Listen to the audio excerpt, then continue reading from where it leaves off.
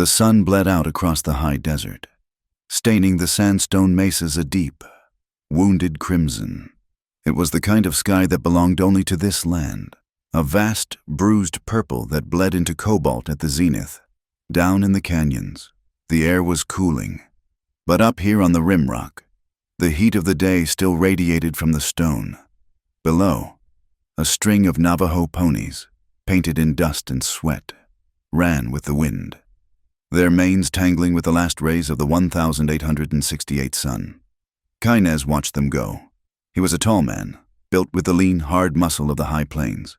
He stood motionless, a figure carved from the same red rock that surrounded him. His face was a map of quiet sorrows, dominated by dark, patient eyes that had seen too much. A thin, white scar, a testament to a cavalry saber, cut a line from his left shoulder down across his pectoral, disappearing beneath his worn cotton shirt. He was perhaps 28, maybe 30 years old, but he carried the stillness of an elder. He had returned from Bosque Redondo 2 years earlier. Returned, but not whole.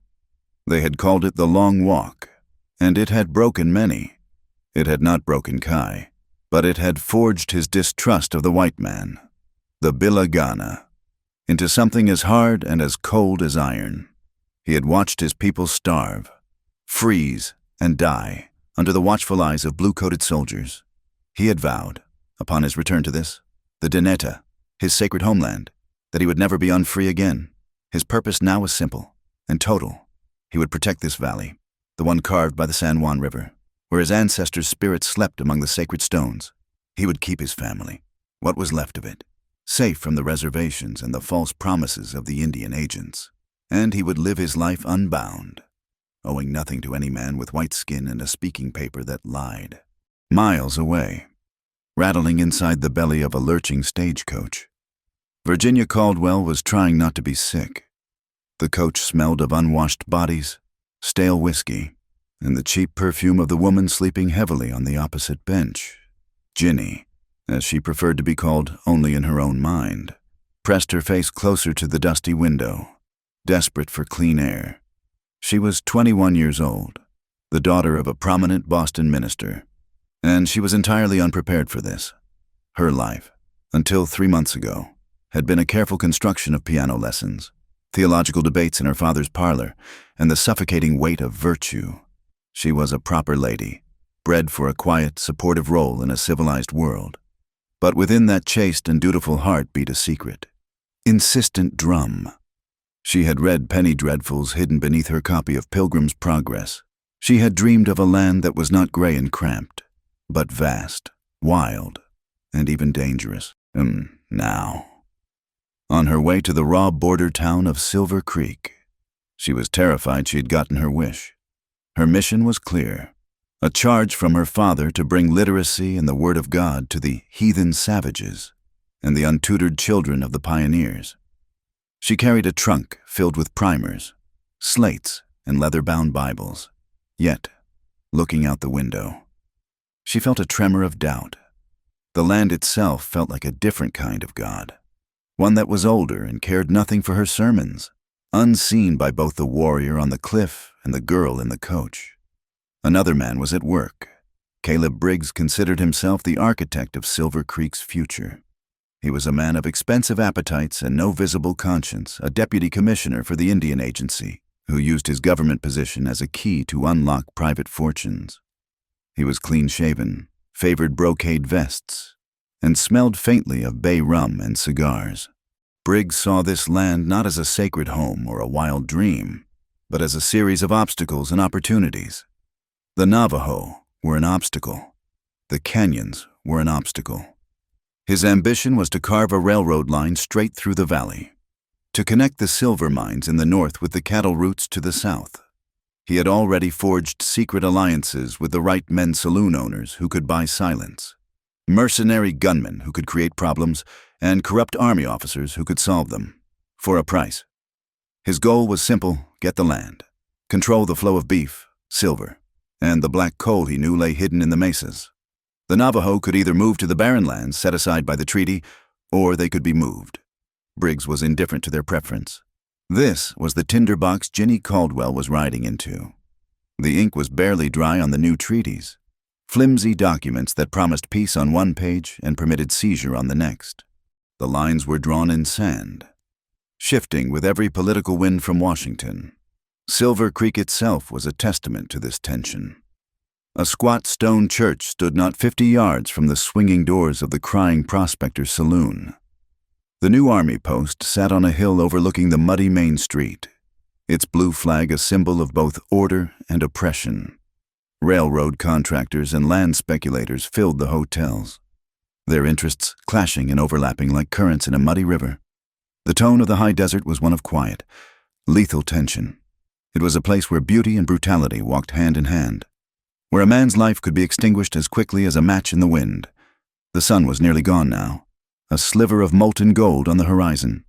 From his vantage point, Kai Nez saw it, the distant plume of dust, followed by the dark shape of the stagecoach lumbering into the valley below, a beetle crawling across a giant's floor. He lifted a hand, and the two other warriors who had been resting in the shadows behind him rose without a sound. They watched the coach, their faces impassive. It was another intrusion, another link in the chain the white man was wrapping around their world. Inside that very coach, Virginia Caldwell leaned her head against the vibrating wooden frame. Her journey was almost over. She peered out the window, and for the first time, she truly saw it. The landscape opened up, and the setting sun lit the towering red rock formations, turning them into cathedrals of stone. It was the most beautiful and terrifying thing she had ever seen in her entire life. A deep, aching awe filled her chest, mingled with a profound and unfamiliar loneliness. She felt a sudden, sharp thrill of fear, and beneath it, something else, something that felt dangerously like freedom. The warrior on the cliff and the woman in the coach, separated by a mile of cooling desert air. Both watched the last light fade, unaware that the turning of the wheels and the beating of their own hearts were pulling their fates together with the inevitability of the coming night. The stagecoach ground to a halt, its iron-banded wheels sinking into the damp sand near the riverbank. The roar of the water filled the air, a constant, angry sound. The canyon walls narrowed here, funneling the San Juan River into a churning, muddy torrent. It was late afternoon, perhaps 4 o'clock, and the shadows were already long and cold in the canyon's depths. Inside, Ginny was jolted from her reverie. The sudden stop threw her forward, and she nearly struck her head on the forward bench. The burly driver, a man whose breath had soured the air for the past 50 miles, threw open the door. "End of the line for a spell," he slurred, his voice thick with whiskey. "Gotta wet the horses. And myself." He stumbled out, followed by the other passengers, a nervous-looking gambler in a stained suit, the perfumed woman who was now awake and complaining, and a quiet man with a shotgun, who Ginny assumed was the guard. From his position high on the cliff, Kai Nez watched them. He was with 2 others, his cousin Chi and a younger warrior named Hastian. Their plan had been simple. This coach was part of a supply line for Caleb Briggs. Further down, where the trail narrowed, they had planned to spook the horses of the rear supply wagon.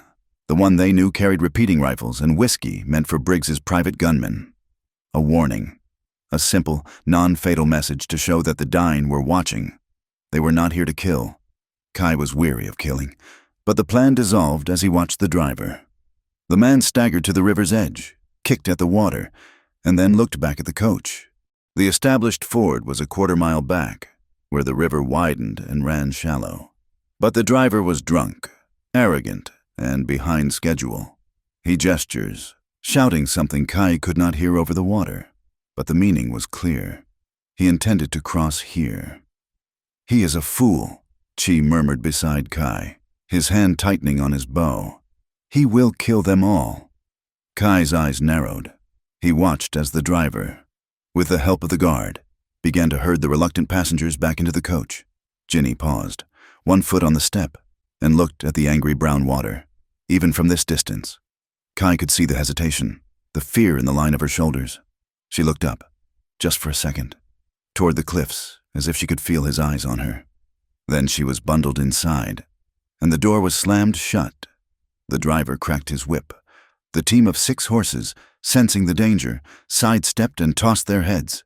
The guard fired his shotgun into the air, a sharp crack that echoed off the stone. The terrified horses surged forward, plunging into the river.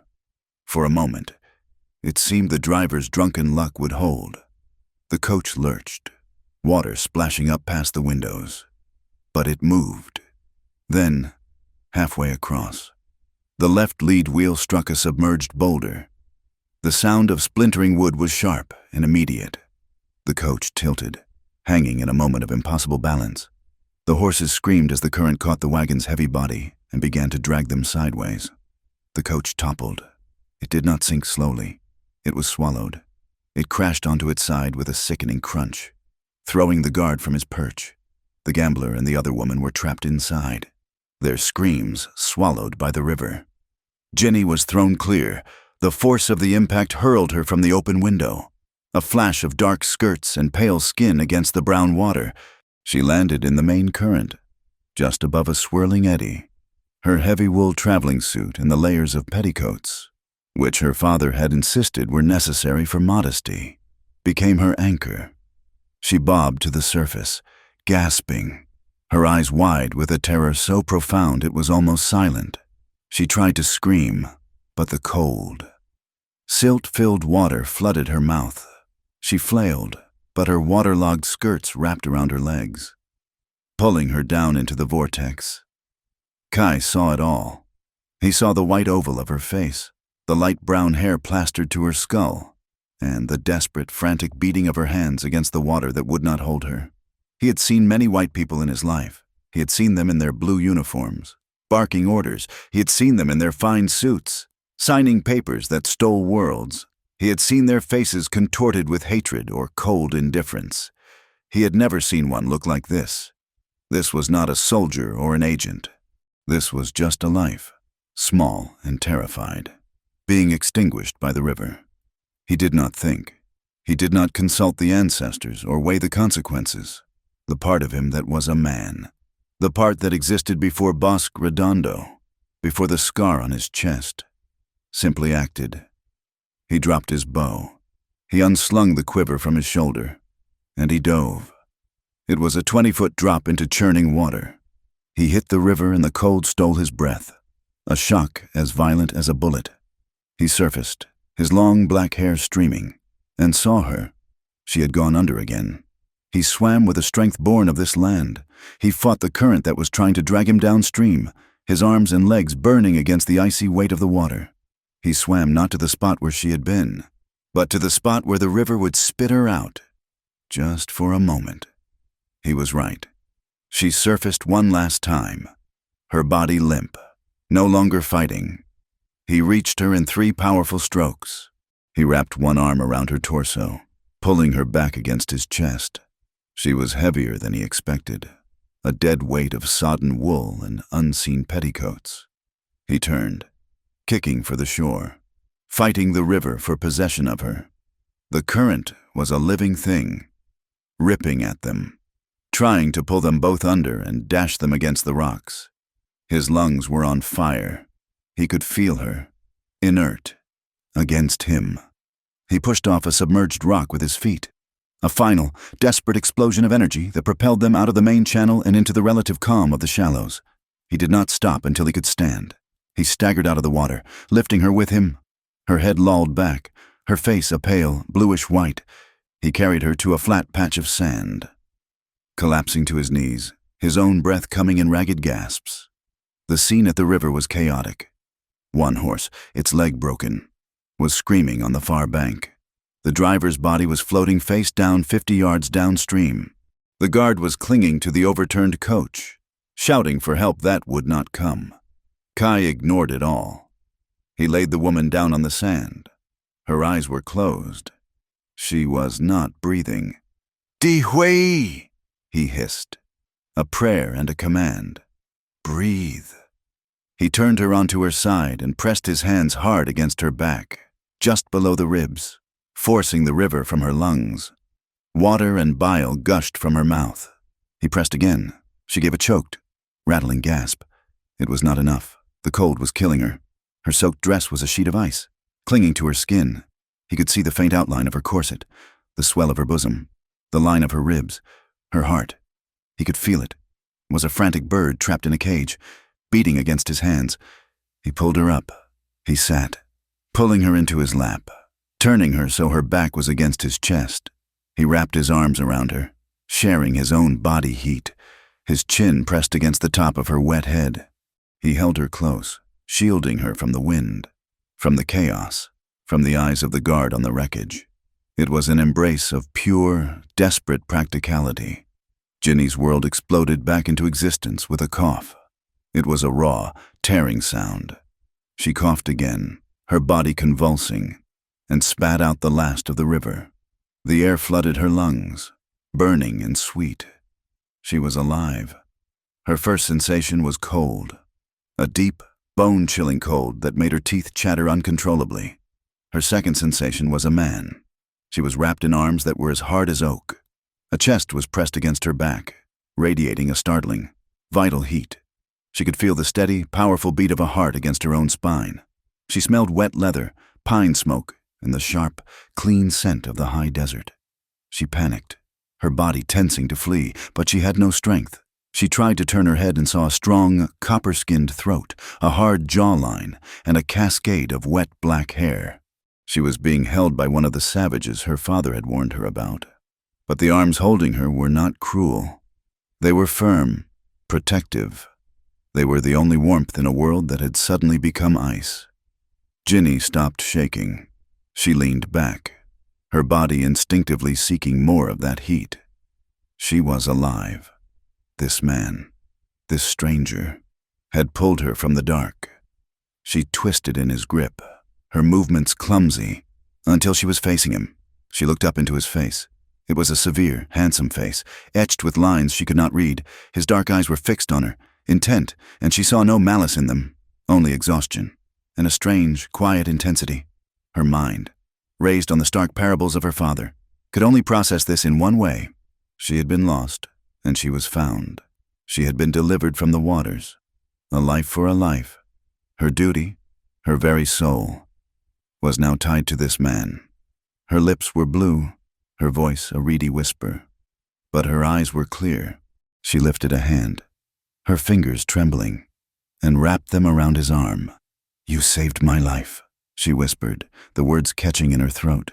She looked at him, her gaze unwavering, a profound and simple conviction settling over her.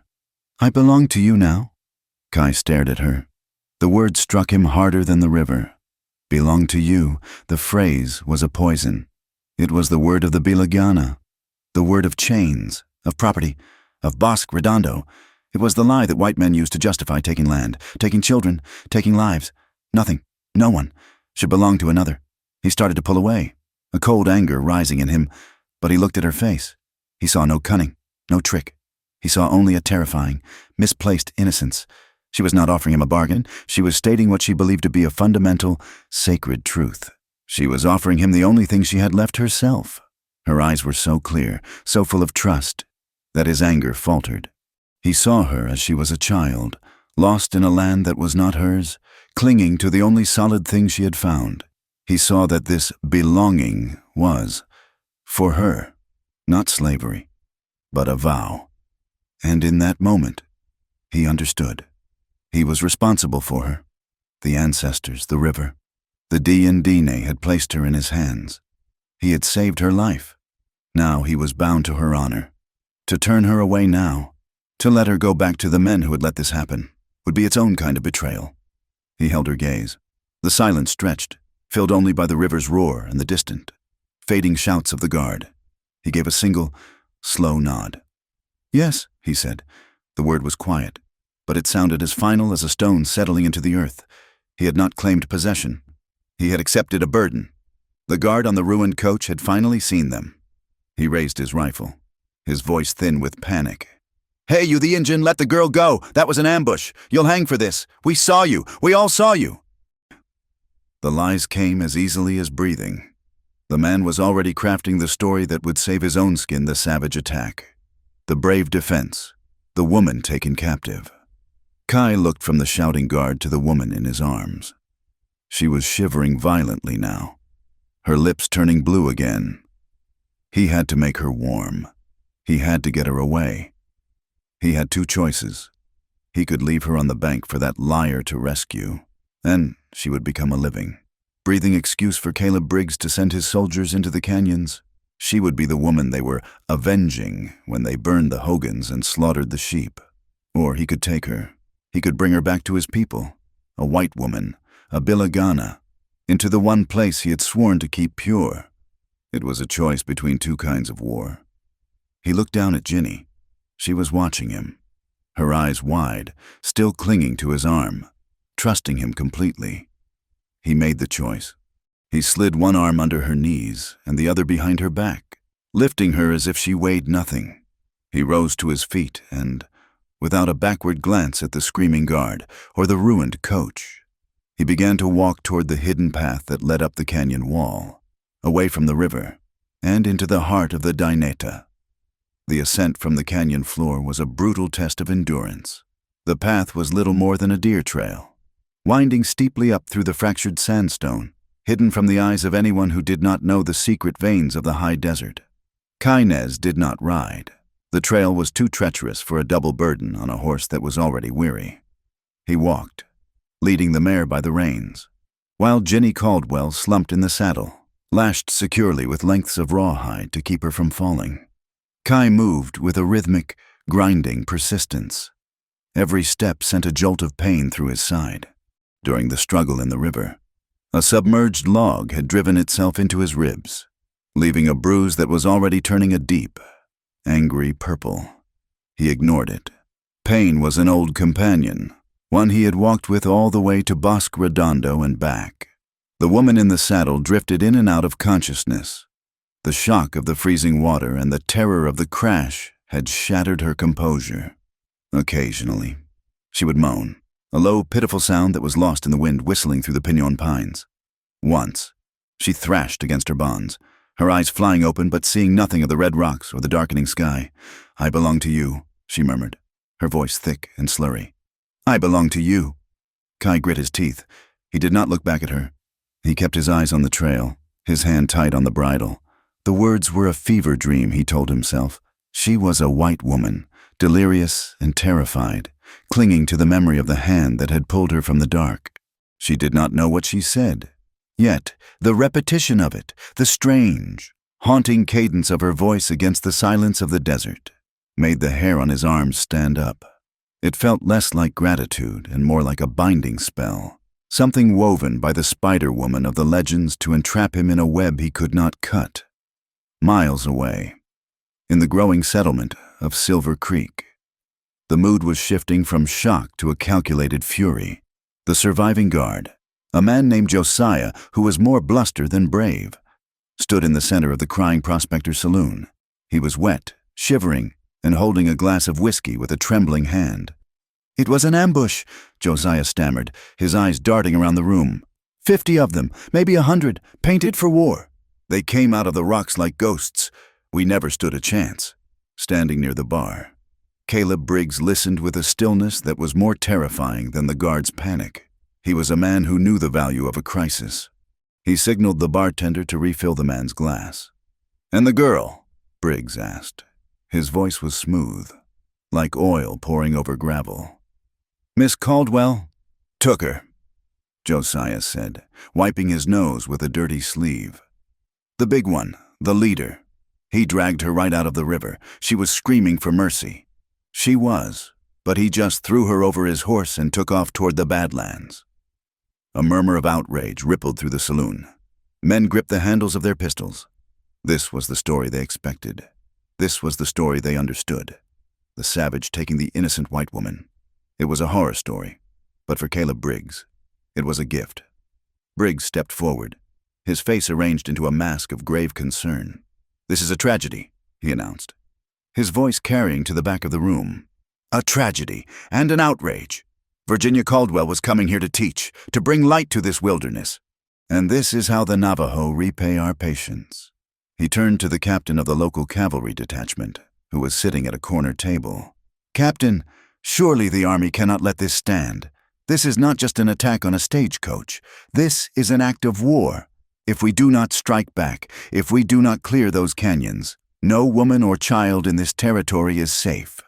The captain, a weary man who had seen enough skirmishes to know that 50 warriors rarely attacked a single coach without firing a shot, looked doubtful, but the eyes of the town were on him, and the panic was already taking root. Briggs smiled inwardly. He did not care about the girl, dead or alive. She was useful, but missing was best. A missing white woman was a key that would unlock the federal armory and give him the soldiers he needed to sweep the valley clean for his railroad. Ginny woke to the smell of smoke. It was not the acrid choke of a coal fire, but something sweeter, earthier, sage and cedar. She lay still, her body heavy as lead.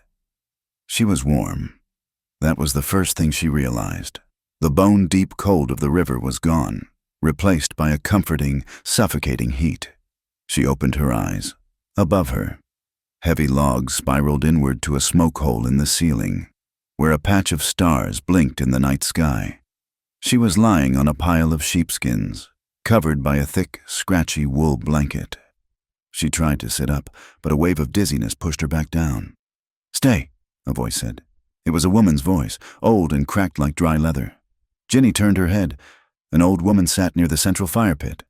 Her face was a landscape of wrinkles, her skin the color of dried earth. Her gray hair was pulled back into a heavy knot wrapped in white yarn. She wore a velvet blouse of deep indigo and a long, full skirt. This was Yazba, the grandmother of the clan, a woman whose hands had birthed babies and buried warriors for 70 years. Yazba held out a clay cup. "Drink." Ginny stared at her. The single English word was heavily accented, rough around the edges. Ginny's throat was parched. She pushed herself up on one elbow, clutching the blanket to her chest, realizing with a start that she was not wearing her corset or her dress. She was dressed in a loose cotton shift that was not her own. She took the cup. The liquid inside was warm and tasted of bitter herbs and pine. She drank it, choking slightly, but the warmth spread through her belly, settling her stomach. "Where?" Ginny rasped. "Where am I?" "You are in the Hugan," Yazba said. She did not look at Ginny, but focused on the corn pollen she was sifting through her fingers. "Safe." A movement at the doorway caught Ginny's eye. A younger woman stood there, leaning against the wooden frame.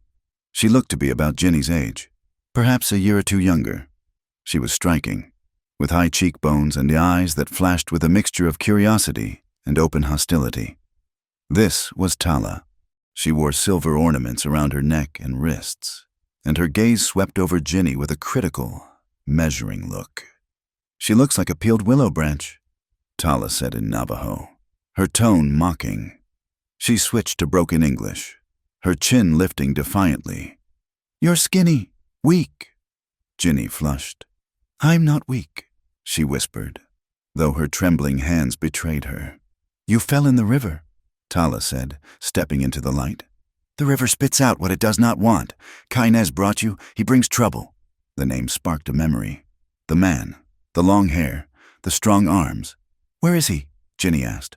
"The man who saved me." "He speaks to the men," Yazba said, silencing Tala with a sharp look. "They are angry. It is dangerous to bring a Bilagana here. The soldiers follow white women like flies follow a carcass." The flap of the Hogan entrance was pushed aside, and Kai entered. He looked different than he had on the riverbank. The desperation of the rescue was gone, replaced by a solemn weight. He had changed his wet clothes for dry buckskin breeches and a clean shirt. The firelight danced across his face, highlighting the sharp planes of his cheekbones and the deep set of his eyes. Behind him came another man, shorter, stockier, with a face that seemed permanently set in a scowl. This was Chi, Kai's closest friend and fiercest critic. Chi pointed a finger at Ginny. "Look at her," he spat in English, his voice thick with anger. "She is a beacon. Briggs will come. The blue coats will come. You have doomed us all for a piece of white trash." Ginny flinched, pulling the blanket tighter. The hostility in the small room was palpable, a physical weight pressing down on her. Kai stepped between Chi and Ginny. He did not raise his voice, but his presence filled the space. I did not bring a beacon. Chi, I brought a life. The river took her, and I took her back. Would you have me leave a woman to drown? Is that the Navajo way? Did the long walk teach us to be murderers? It taught us to survive, Chi shouted. And she is dead. She belongs to them. She belongs to no one, Kai said, his voice dropping to a dangerous rumble. She is a guest in my mother's hogan, and she is under my protection. If you wish to harm her, you must go through me. The two men stared at each other, the tension crackling like the fire. Finally, Chi spat on the ground, a gesture of supreme disrespect, and turned on his heel, storming out into the night. Kai let out a long breath. He turned to Ginny. His expression softened slightly, though his eyes remained guarded. You are awake, he said. It was a statement, not a question. Yes, Ginny said. She felt small and incredibly vulnerable. Thank you for everything. Kai nodded once. He moved to the fire and sat across from her, keeping a respectful distance. You were fevered. You said many things. Ginny felt heat rise in her cheeks, remembering the mantra she had clung to in the darkness. I belong to you. I was not myself. Rest, Kai said. Yazba will tend to you. When you are strong, we will decide what to do. I need to go to Silver Creek, Ginny said, her voice gaining a thread of strength. My father. I do not know if he is there, or if he... She trailed off, remembering the crash. Caleb Briggs, Mr. Briggs. He was sponsoring my journey. He will be looking for me. At the mention of the name, the atmosphere in the hogan shifted instantly. Yazba stopped her chanting. Tala hissed through her teeth. Kai's face hardened into stone. Briggs, Kai repeated, the name tasting like ash in his mouth. You know this man. He is a benefactor. Ginny stammered, confused by their reaction. He wrote to the mission board. He wanted to open a school for the Indian children, to teach them to read, to teach them the Bible. He said he wanted to help your people adapt to the modern world. Kai laughed, but it was a bitter, sharp sound. He reached into a leather pouch at his belt and pulled out a crumpled piece of paper. He smoothed it out and held it up. It was a handbill, one he had torn from a post in a trading station weeks ago. Read, he commanded. Ginny leaned forward. The firelight illuminated the bold, black type. It was an advertisement for land speculation in the San Juan Valley, prime grazing and mineral land, safe and pacified, ideal for settlement. Inquire with C. Briggs, Silver Creek Agency. He does not want you to teach our children, Kai said, his voice devoid of emotion. He wants you to make them forget who they are. He wants to show the government that we are tame, so he can move us to the reservations and sell this land to the railroad. You are not a teacher to him, Miss Caldwell. You are painting. He uses you to paint over us, to make us look like something the white world can swallow. Ginny stared at the paper. The words swam before her eyes. She thought of the letters Briggs had sent to her father, full of pious language about salvation and charity. She thought of the schoolhouse he had promised to build. It was all a lie. She was not a missionary. She was a tool, a pawn in a game of land and money. I did not know, she whispered. The foundations of her world, her belief in the righteousness of her mission, in the benevolence of her countrymen, shook and cracked. He paid for your wagon, Kai said relentlessly. He pays the men who shoot our sheep. He pays the men who sell whiskey to our young men to make them crazy. And now, because you are here, he will say we stole you. He will use you to bring the army. Ginny looked around the hogan. She saw the fear in Yazba's eyes, the anger in Tala's. She realized with a sickening jolt that she was the danger. Her very presence here was a threat to the man who had saved her. Then I must go, Ginny said. She tried to stand, but her legs buckled. Kai moved instantly, catching her before she hit the ground. His hands were strong on her arms, steadying her. For a moment, they were close again, the memory of the river rushing back. She could smell the sage on his skin. She looked up into his face, seeing not a savage, but a man who was fighting a war she had not even known existed. You cannot walk, Kai said gently. He helped her sit back down on the sheepskins. The desert would kill you before the sun rose. But if I stay, I bring danger. Danger is already here, Kai said. He released her arms and stepped back. You will heal. Yazba will make you strong, and when you can ride, I will take you to Silver Creek. I will take you to your father, if he lives, or I will take you to the town, where you can be safe." "You would take me back?" Ginny asked. "After what you know, after what Briggs will do?" "I gave my word to the river." Kai said simply, "I saved you. I will not let you die because of a white man's greed." He turned to leave, but paused at the flap. "Sleep. Virginia Caldwell. Tomorrow. The world will be hard enough." He vanished into the night. Ginny sat alone in the dim light. Her heart was hammering against her ribs. She should be relieved. He had promised to return her to her own kind, to the safety of civilization. That was what she wanted. That was what she had prayed for. But as she lay back down, pulling the rough wool to her chin, a sharp, unexpected pain pierced her chest. It was not fear. It was not the bruising from the crash. It was the thought of leaving him. She closed her eyes, and the words echoed in her mind, no longer a feverish mumble, but a terrifying, silent confession. "I belong to you," she knew, with a sinking certainty. That when he took her back to Silver Creek, she would be leaving the best part of herself behind in this smoke-filled hut, with a man who looked at her like she was a burden he could not bear to put down.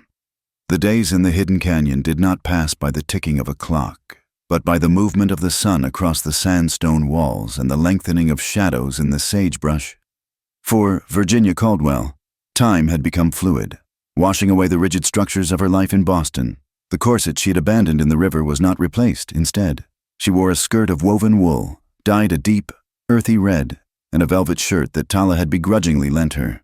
Her hands, once soft and stained only by ink, were now calloused and brown from the sun. She learned that survival here was a constant, rhythmic dance in the mornings. She sat with the women, learning to grind corn against the meat. It was grueling work. Her shoulders ached, and her palms blistered. But there was a strange satisfaction in seeing the golden kernels turn to fine meals. She learned to card the heavy wool from the sheep, her fingers teasing out the tangles, listening to the low, melodic chatter of the Navajo women. They spoke a language that sounded like wind moving through dry leaves, complex and tonal. At first, they watched her with the wariness one might reserve for a cornered coyote.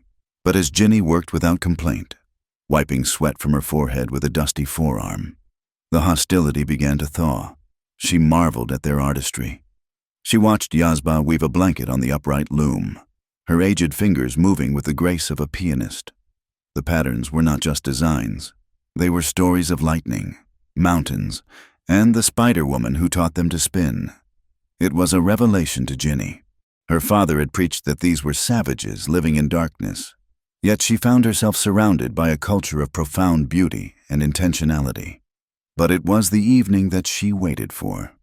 It was in the evenings that Kai Nez returned. He would come down from the high ridges where he kept watch, his presence announcing itself before he even stepped into the light of the fire. One evening, the air cooling rapidly as the sun dipped below the mesa, Kai approached her. "You must learn to ride," he said. It was not a suggestion. "If we must leave quickly, you cannot be a sack of flour tied to a saddle." He led her to the corral where the horses were kept. He selected a roan mare, spirited but intelligent, and threw a blanket and a light saddle onto its back. "Up," he commanded. Ginny placed her foot in the stirrup and swung herself up. She had ridden in Boston, of course, but that had been side saddle, on placid geldings, wearing a riding habit that restricted every breath. Here, she sat astride, her legs gripping the warm flanks of the animal. Kai did not mount a separate horse. Instead, he swung himself up behind her. The sudden proximity stole the breath from her lungs. He settled onto the horse's haunches, his chest pressing against her back, his legs brushed against hers, long and hard with muscle. He reached around her to take the reins, his arms caging her in. She could feel the heat radiating from him, a furnace against the chill of the twilight. His breath, steady and slow, stirred the fine hairs on the nape of her neck. "Relax," Kai murmured, his voice vibrating through her spine. "You are stiff as a dead tree. The horse feels your fear." "I am not afraid," Ginny lied, her voice trembling. "You are," he countered softly. "Breathe." He urged the horse forward into a trot. Ginny bounced uncomfortably, gripping the pommel. No, Kai corrected. He moved closer, his body molding to hers. Do not fight the rhythm. Move with her. When she rises, you rise. When she falls, you fall. You must be part of the beast. He guided her hips with his hands for a fleeting second, correcting her posture. The touch was clinical, instructional, yet it sent a shock of heat through Ginny that had nothing to do with the exertion. She flushed a deep crimson, thankful that the dusk hid her face. She focused on the horizon, on the purple silhouette of the mountains, trying to quell the frantic beating of her heart. For Kai, the lesson was a torture he had inflicted upon himself. He could smell the scent of her, not the lavender water of the white settlements, but smoke, sunlight, and the natural sweet musk of a woman. Having her this close, holding her within the circle of his arms, tested every ounce of his restraint. He told himself it was necessary. He told himself he was training her for survival. But as the horse moved beneath them, and their bodies moved in unison, he knew he was lying.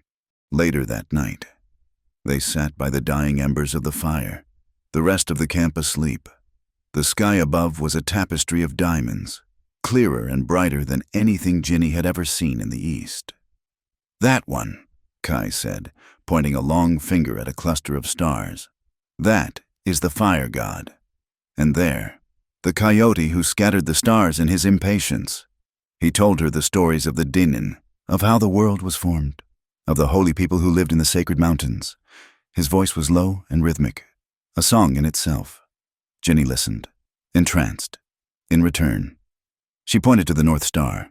My father taught me that the 3 wise men followed a star like that to find the child Jesus. They traveled across a desert, just like this one, bringing gifts. To a child, Kai asked. Yes, a child who would save the world. Kai nodded slowly, poking the fire with a stick. We have different stories, he said thoughtfully, but they all look up. Perhaps the sky is the only thing that does not lie to us. It was a moment of perfect peace, a bridge built across the chasm of their worlds. But bridges are fragile things in a land preparing for war. The tension in the camp was growing. Not everyone was charmed by the white woman's presence. The younger warriors, their blood hot with the memory of injustices, watched Kai with narrowing eyes. The next morning, as Kai was sharpening his knife on a whetstone, Chi approached him. Chi stood with his arms crossed, blocking the sun. You ride with her, Chi said, his voice flat. You laugh with her by the fire. You forget to watch the canyon rim. I forget nothing, Kai replied, not looking up from the blade. You are soft, cousin. Chi spat. That woman has a disease. She weakens you. Every day she is here. The danger grows. If the soldiers come, if they burn the winter stores because they are looking for her, whose fault will that be? Kai stopped sharpening. He stood up, towering over the shorter man. She is under my protection. And the tribe. Chi stepped closer, nose to nose with Kai. Who protects the tribe while you play husband to a bilagana if you have to choose? Kainez, if the blue coats are riding down the ridge and you have 1 arrow left, do you save her, or do you save your people? The question hung in the dry air like the blade of a guillotine. Kai did not answer. He could not answer, because for the first time in his life, the answer was not immediate. Far to the south, in the bustling, dusty streets of Silver Creek, the answer was being decided for him. The town was alive with rumors, fed and watered by Caleb Briggs. Briggs stood on the steps of the land office, a fresh copy of the local gazette in his hand. A crowd had gathered miners, ranchers, and the idle curious. It is confirmed, Briggs announced, his voice trembling with a practiced rage. The Reverend Caldwell was found dead at the river crossing, murdered in cold blood, and his daughter, the virtuous Virginia Caldwell, has been dragged off into the wilderness by the renegade Kai Nez. A murmur of anger rippled through the crowd. Think of her, Briggs shouted, wiping a non-existent tear from his eye. A woman of refinement, alone in a camp of savages.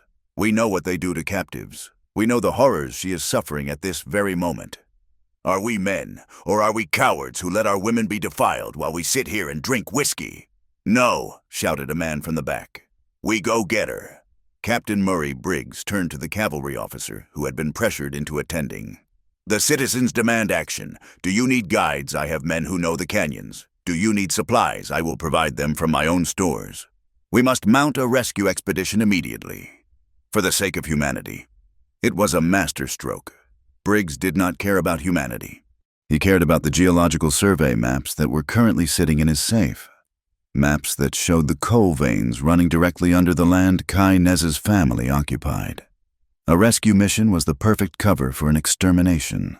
Back in the canyon, unaware of the storm gathering on the horizon, Ginny was undergoing a transformation of her own. She sat in the hogan with Yazba, sorting dried sage into bundles. The silence between them was companionable now. "You look different," Yazba said, her English broken but perceptive. "Your eyes, they are not scared of rabbit eyes anymore." Ginny paused, looking at her hands. "I feel different. In Boston, the men there, the ones who courted me, treated me like a porcelain doll. Something to put on a shelf. They opened doors for me, but they never looked at me. They only saw a minister's daughter, a future wife." She thought of Kai. She thought of the way he had held her on the horse firm, demanding, but utterly respectful of her strength. He did not treat her like a doll. He treated her like a person who had to survive. "Kai is not like them," Ginny said softly. "He is hard. He is dangerous, I think. But he is—" she struggled for the word. "Honorable." Yazba stopped her work. She looked at Ginny with eyes that were milky with age, but sharp with wisdom. "He saved you from the water. You feel you owe him." "No," Ginny said. The realization hit her with the force of a physical blow. She looked up, meeting the old woman's gaze. "At the river, I said I belonged to him because I thought it was a debt. A life for a life." She took a breath, her voice steadying. "But it is not a debt anymore, grandmother. In my heart, it does not feel like a payment. It feels like a choice." Yazba sighed, a sound like wind in dry grass. She reached out and covered Ginny's hand with her own leathery palm. "Do not choose this, child. The path between our worlds is full of knives. If you walk it, you will bleed. If you love him, you bring him sorrow." "I cannot help it," Ginny whispered. "Then you must be stronger than you are," Yazba said grimly, "because the world will try to break you both." Kai was pacing the perimeter of the camp, his mind a churning storm of conflict. He walked to the edge of the cliff, looking out over the vast, undulating landscape of red rock and shadow. The memories of Bosque Redondo were never far. He could still smell the sickness, the rotting food, the despair of 4 years in captivity. He had sworn he would never let his people be cornered again. He had sworn to protect this land. And now, he had brought the very thing that could destroy them right into their midst. She was right. Ginny was a beacon. Every day she stayed, the risk increased. Logic dictated that he should put her on a horse tomorrow and ride hard for Silver Creek, drop her at the edge of town and disappear. But the thought of letting her go, of handing her back to a world that would suffocate her spirit, made his chest ache. He thought of her laugh by the fire. He thought of the feel of her body against his on the horse. She was not just a white woman anymore. She was Ginny. She was the only person who looked at him not as a warrior, or a victim, or a savage, but simply as a man. "I am a fool," he whispered to the wind. He turned to go back to the hogan, to tell her that they would leave at dawn. He had made his decision. He would save the tribe. He would take her back. He never made it to the hogan. A sound of scrambling rocks drew his attention. A young boy, no more than 12, burst over the ridge. He was breathless, his chest heaving, his legs scratched from running through the brush. It was Little Singer, one of the scouts Kai had posted at the canyon entrance. "Kai!" the boy gasped, collapsing at Kai's feet. "Kai!" Kai was beside him in an instant, gripping the boy's shoulder. "Breathe. What is it?" "Dust," the boy choked out. "Much dust. To the south. 2 hours' ride. Maybe less." "Soldiers," Kai demanded. "Blue coats." The boy nodded frantically. "And others. Men in brown coats, many rifles. They are following the tracks of the wagon." Kai felt the blood drain from his face. They were not days away. They were hours away. The scouts from Silver Creek must have found the trail faster than he anticipated. Briggs was not wasting time. Chi appeared out of the darkness, a rifle in his hand. Having heard the commotion, he looked at the boy, then at Kai. His expression was one of grim vindication. "They are here," Chi said. "I told you." Kai stood up. The indecision that had plagued him for days evaporated. There was no time for debates, no time for gentle goodbyes. The wolf was at the door. "Get the women," Kai ordered, his voice snapping like a whip. "Hide them in the upper caves. Chi, take the men to the ridge. We hold the narrow pass." "And the girl?" Chi asked, gesturing toward the hogan where Ginny had just stepped out, alarm written on her face. Kai looked at her. She stood bathed in the moonlight, her hair loose, looking wild and beautiful and terrified. "She rides with me," Kai said. "If they find her here, they burn the camp. I have to draw them away." "You will be killed," Chi warned. "Maybe," Kai said, checking the load in his revolver. "But today is not a day for dying." He strode toward Ginny, his face set in a mask of grim determination. The quiet days of learning and laughter were over. The war had come to the canyon, and Kai knew, with a heavy certainty, that before the sun set tomorrow, blood would be spilled on the red earth. "We do not run," Kai said, his voice cutting through the panic that had begun to grip the small camp. Chi stared at him, his face a mask of disbelief. "They are an hour away. We are 20 warriors against, what, 50, 60. We cannot fight the army, cousin." "We will not fight them here," Kai said, his mind racing. He looked at Ginny, who stood by the hogan entrance, her face pale but her eyes fixed on him. "If we run, they will hunt us. They will say we are guilty. They will follow our trail, and when they find it, they will burn everything we have. But if they find her—" He jabbed a finger toward Ginny. "If they find her safe, what will they say then? They will say you captured her," Chi argued. "She will tell them otherwise," Kai said. He strode over to Ginny, his long legs eating up the ground. He stopped in front of her, his presence overwhelming. "You, Ginny Caldwell, you will tell them the truth. You will tell them I saved you." Ginny's heart hammered against her ribs. "Go to them, to the soldiers, to the men who were hunting him." "Yes," she said, her voice steadier than she felt. "Of course. I will tell them everything." It is a lie," Kai said, his voice dropping low. "For her ears only. Your truth is not their truth, but that is all we have." He turned back to Chi. "Take the women and children to the high caves. You and the others create a dozen false trails. Lead them away. Make them chase shadows. I will ride to Silver Creek. I will take her to the center of the town and deliver her to Briggs himself." It was a desperate gamble, a move so bold it bordered on madness. Chi saw the terrible logic in it. "You will be walking into the spider's den." "The spider expects me to hide in the corners," Kai said. "He does not expect me to walk into his web." He grabbed the reins of his roan mare and threw a saddle blanket onto its back. The farewell was brief, heavy with unspoken fears. Yazba came to Kai, her old hands grasping his forearm. "The snake does not sleep in his own den," she warned him in Navajo. "He waits in the sun. Be the hawk, my grandson, not the mouse." She then turned to Ginny and, instead of a curse, placed a dry, calloused hand on her forehead. "You are walking the knife edge. Do not fall." Tala was last. The jealousy that had once burned in her eyes was now replaced by a strange, fierce respect. She ran up to Ginny just as Kai was helping her mount the second horse. "You," Tala said, pressing something small and cold into Ginny's hand. "If you come back, you are one of us. If you do not—" She shrugged, as if to say the alternative was unthinkable. Ginny opened her hand. It was a silver bracelet, thin and hammered, etched with a simple design of a water beetle. "Thank you, Tala." "It is not a gift," Tala said, her chin high. "It is a reminder. Kainez is a son of Dain. Do not let those white men forget it." Kai swung up behind Ginny on the roan, the same way they had practiced. "Hold tight," he ordered. He wrapped his arms around her, grabbing the reins, and kicked the horse into a gallop. They did not take the easy trail. They took the high trail, the one that would lead them in a wide, fast circle toward Silver Creek, avoiding the path the soldiers were on. They rode for hours, pushing the horse to its limit, stopping only to water it at hidden springs Kai seemed to smell on the wind. The sun beat down on them, a merciless hammer. Ginny's body ached, but she did not complain. She clung to the saddle pommel, her back pressed against Kai's chest, feeling the rhythm of his breathing, the solid, living beat of his heart against her spine. That night, they made a cold camp in a small wash, sheltered by a stand of cottonwoods. They dared not light a fire. The soldiers were too close.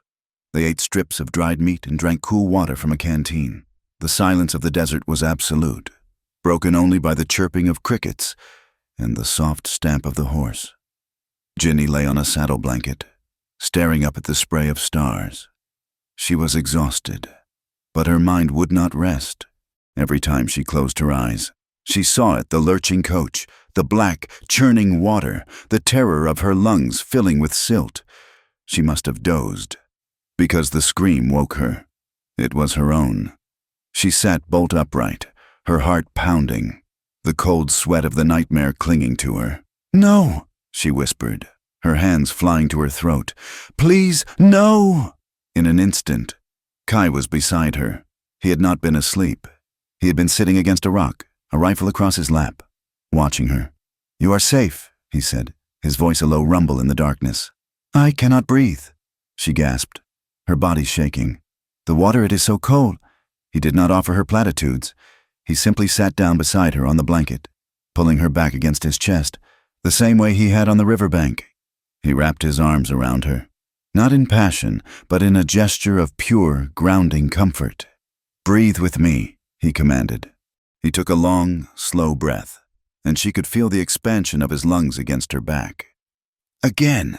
Ginny closed her eyes, focusing on the solid wall of his chest, the radiating heat of his body, the steady, living rhythm of his heart. She matched her breathing to his, in and out, until the terror receded the river and the man who held her now, and the line between gratitude and something far more complex and dangerous began to blur. She was safe in his arms. It was the only place in this entire terrifying land where she felt truly safe.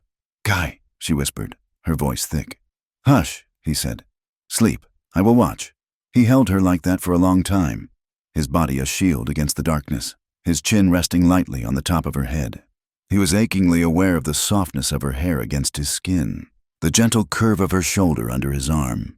He held her with the same fierce, protective restraint he used to hold a loaded gun. One wrong move, one surrender to the sudden, sharp ache in his own chest, and it would all explode. He did not move until her breathing deepened, and her body finally went limp in his arms. They arrived in Silver Creek at noon the next day. The town was a raw scar of muddy streets and fresh-cut timber, bustling with a nervous, angry energy. As they rode down the main street, a hush fell over the town. Men stopped pushing wheelbarrows. Women paused on the boardwalk, their hands flying to their mouths. The saloon doors swung open, spilling out miners and gamblers who stared, their mouths agape. They were a sight that defied all understanding. A tall, proud Navajo warrior, his face impassive, his rifle resting across his lap, and in front of him, held in his arms, was a white woman. She was not bound or gagged. She was not weeping. She was dressed in the unmistakable clothes of a Navajo, her light brown hair unbound and tangled, her face smudged with dirt. The whispers followed them like a cloud of insects. "Is that her, the Caldwell girl? Look at her dressed like a savage. He has made her his wife, God have mercy. She is soiled. You can see it in her eyes. Ruined." Ginny kept her chin high, though her face burned with humiliation. She felt like an animal in a traveling show. She would not cry. She would not show them her fear. Kai ignored them all. He rode the horse directly to the largest building in town, the one that served as both the Indian Agency and the land office, and dismounted. He pulled Ginny down from the horse, his hand firm on her arm, and walked her through the crowd, which parted before him like water. He kicked open the door without knocking. Caleb Briggs was standing over a large map with Captain Murray. He looked up, his face a mask of annoyance, which instantly transformed into one of polished, theatrical joy. "Virginia!" he cried, rushing forward, his arms outstretched. "My dear child, you are alive. It is a miracle. He made to embrace her, but Kai stepped in front of him, a silent, unmovable wall. Briggs's smile faltered for a second, his eyes going cold and flat. He looked from Kai to Ginny, taking in her clothes, her proximity to the warrior. "You are safe," Briggs said, recovering instantly. He turned on Kai. You will release her to me this instant, Captain. Arrest this murderer." "He is not a murderer," Ginny's voice rang out, sharp and clear. The two men stared at her. "He saved me. The coach overturned in the river. The driver was drunk. This man, Kainez, pulled me from the water. He saved my life." Briggs' eyes narrowed. This was not the narrative he had been selling. "My dear, you are hysterical. You have been through a trauma. We all know what these savages do. They can twist the mind."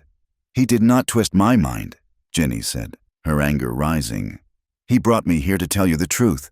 "Where is my father? Was he on the coach?" Briggs' face softened into a mask of pity. "Ah, Virginia, I am afraid the news is dire. The attack on your father did not survive. I am so sorry. My child. That animal," he pointed at Kai. "His people are responsible for orphaning you." Ginny felt the blood drain from her face. Her father, dead. It was a possibility she had not truly let herself believe. "No," Kai said, his voice quiet. "We did not attack the coach. We watched it fall." "A convenient story," Briggs scoffed. "Captain, I will not have this liar in my office. Take him." "Just a moment." "Briggs," Captain Murray said. He was a career soldier, and he did not like being a politician's errand boy. He looked at Ginny.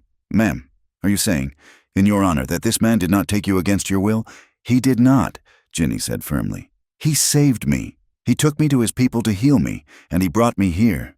Murray looked at Briggs, a flicker of doubt in his eyes. Briggs saw his advantage slipping. "Of course," Briggs said, his tone dripping with false sincerity. "We must thank him for returning you, even if his people caused the tragedy. Kainez, you may go. The United States government is grateful." Kai looked at Ginny. She was pale, but she was standing on her own. He had done what he said he would. He gave a single, stiff nod and turned to leave. "No, wait," Ginny said. She did not want him to go, not yet. "He must go, Ginny," Briggs said, his voice hardening. "This is not a place for him. You, my child, need rest. I have rooms prepared for you at the hotel. You must be cleaned. You must be given proper clothes." He ushered her toward a back room, closing the door on Kai, who was left standing in the outer office. Captain Murray gave Kai a long, hard look.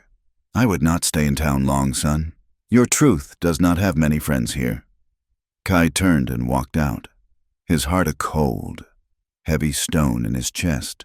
In the back room, Briggs fussed over Ginny, offering her tea, a chair, and a blanket. "This is a terrible ordeal, but you are home now.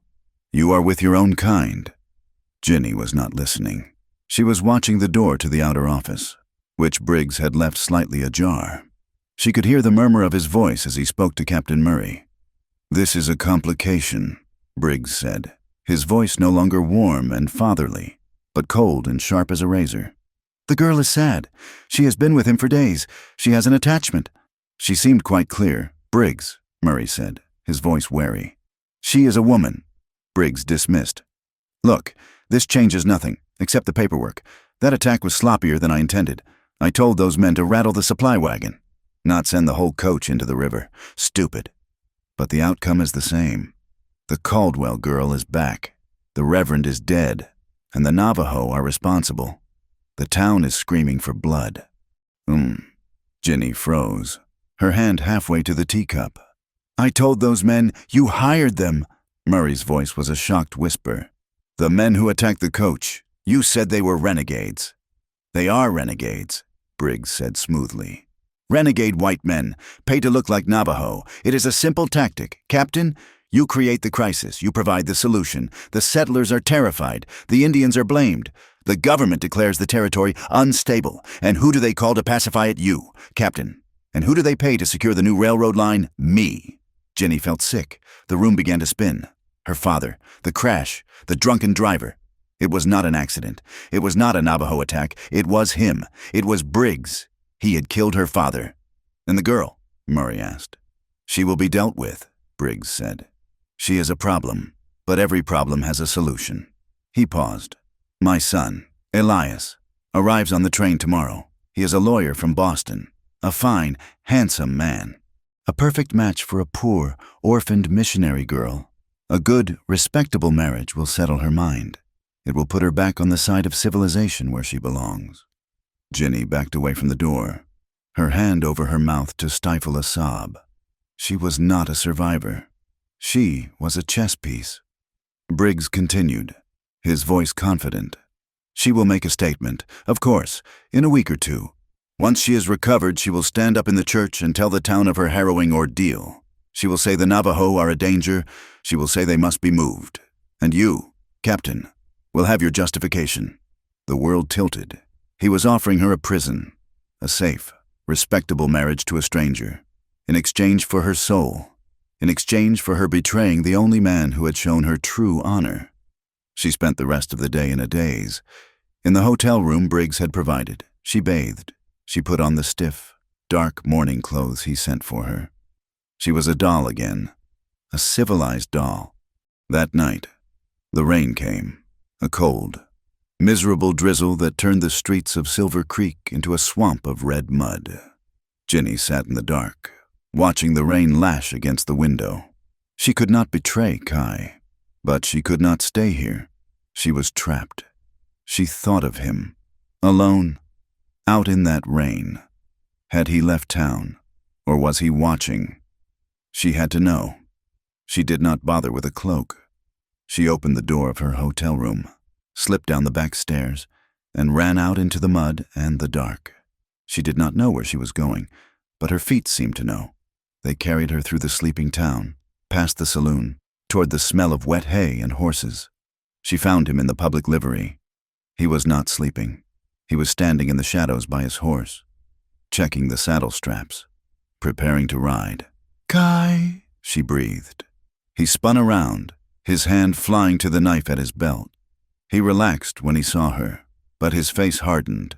"You should not be here. You are in danger." "I heard him," she said, the words tumbling out. She was shaking, soaked to the skin, her hair plastered to her face. "I heard Briggs. He did it, the crash. He hired men. He killed my father. He's going to make me marry his son. He wants me to lie. He wants me to say you are dangerous." Kai's expression did not change, but a muscle in his jaw twitched. "I told you, his world is built on lies." "He wants to save me," Ginny said, her voice breaking into a sob of rage and grief. "He wants to own me, just like—" She looked at him, the tall, silent warrior who had saved her, who had held her through her nightmares, and who had asked for nothing in return.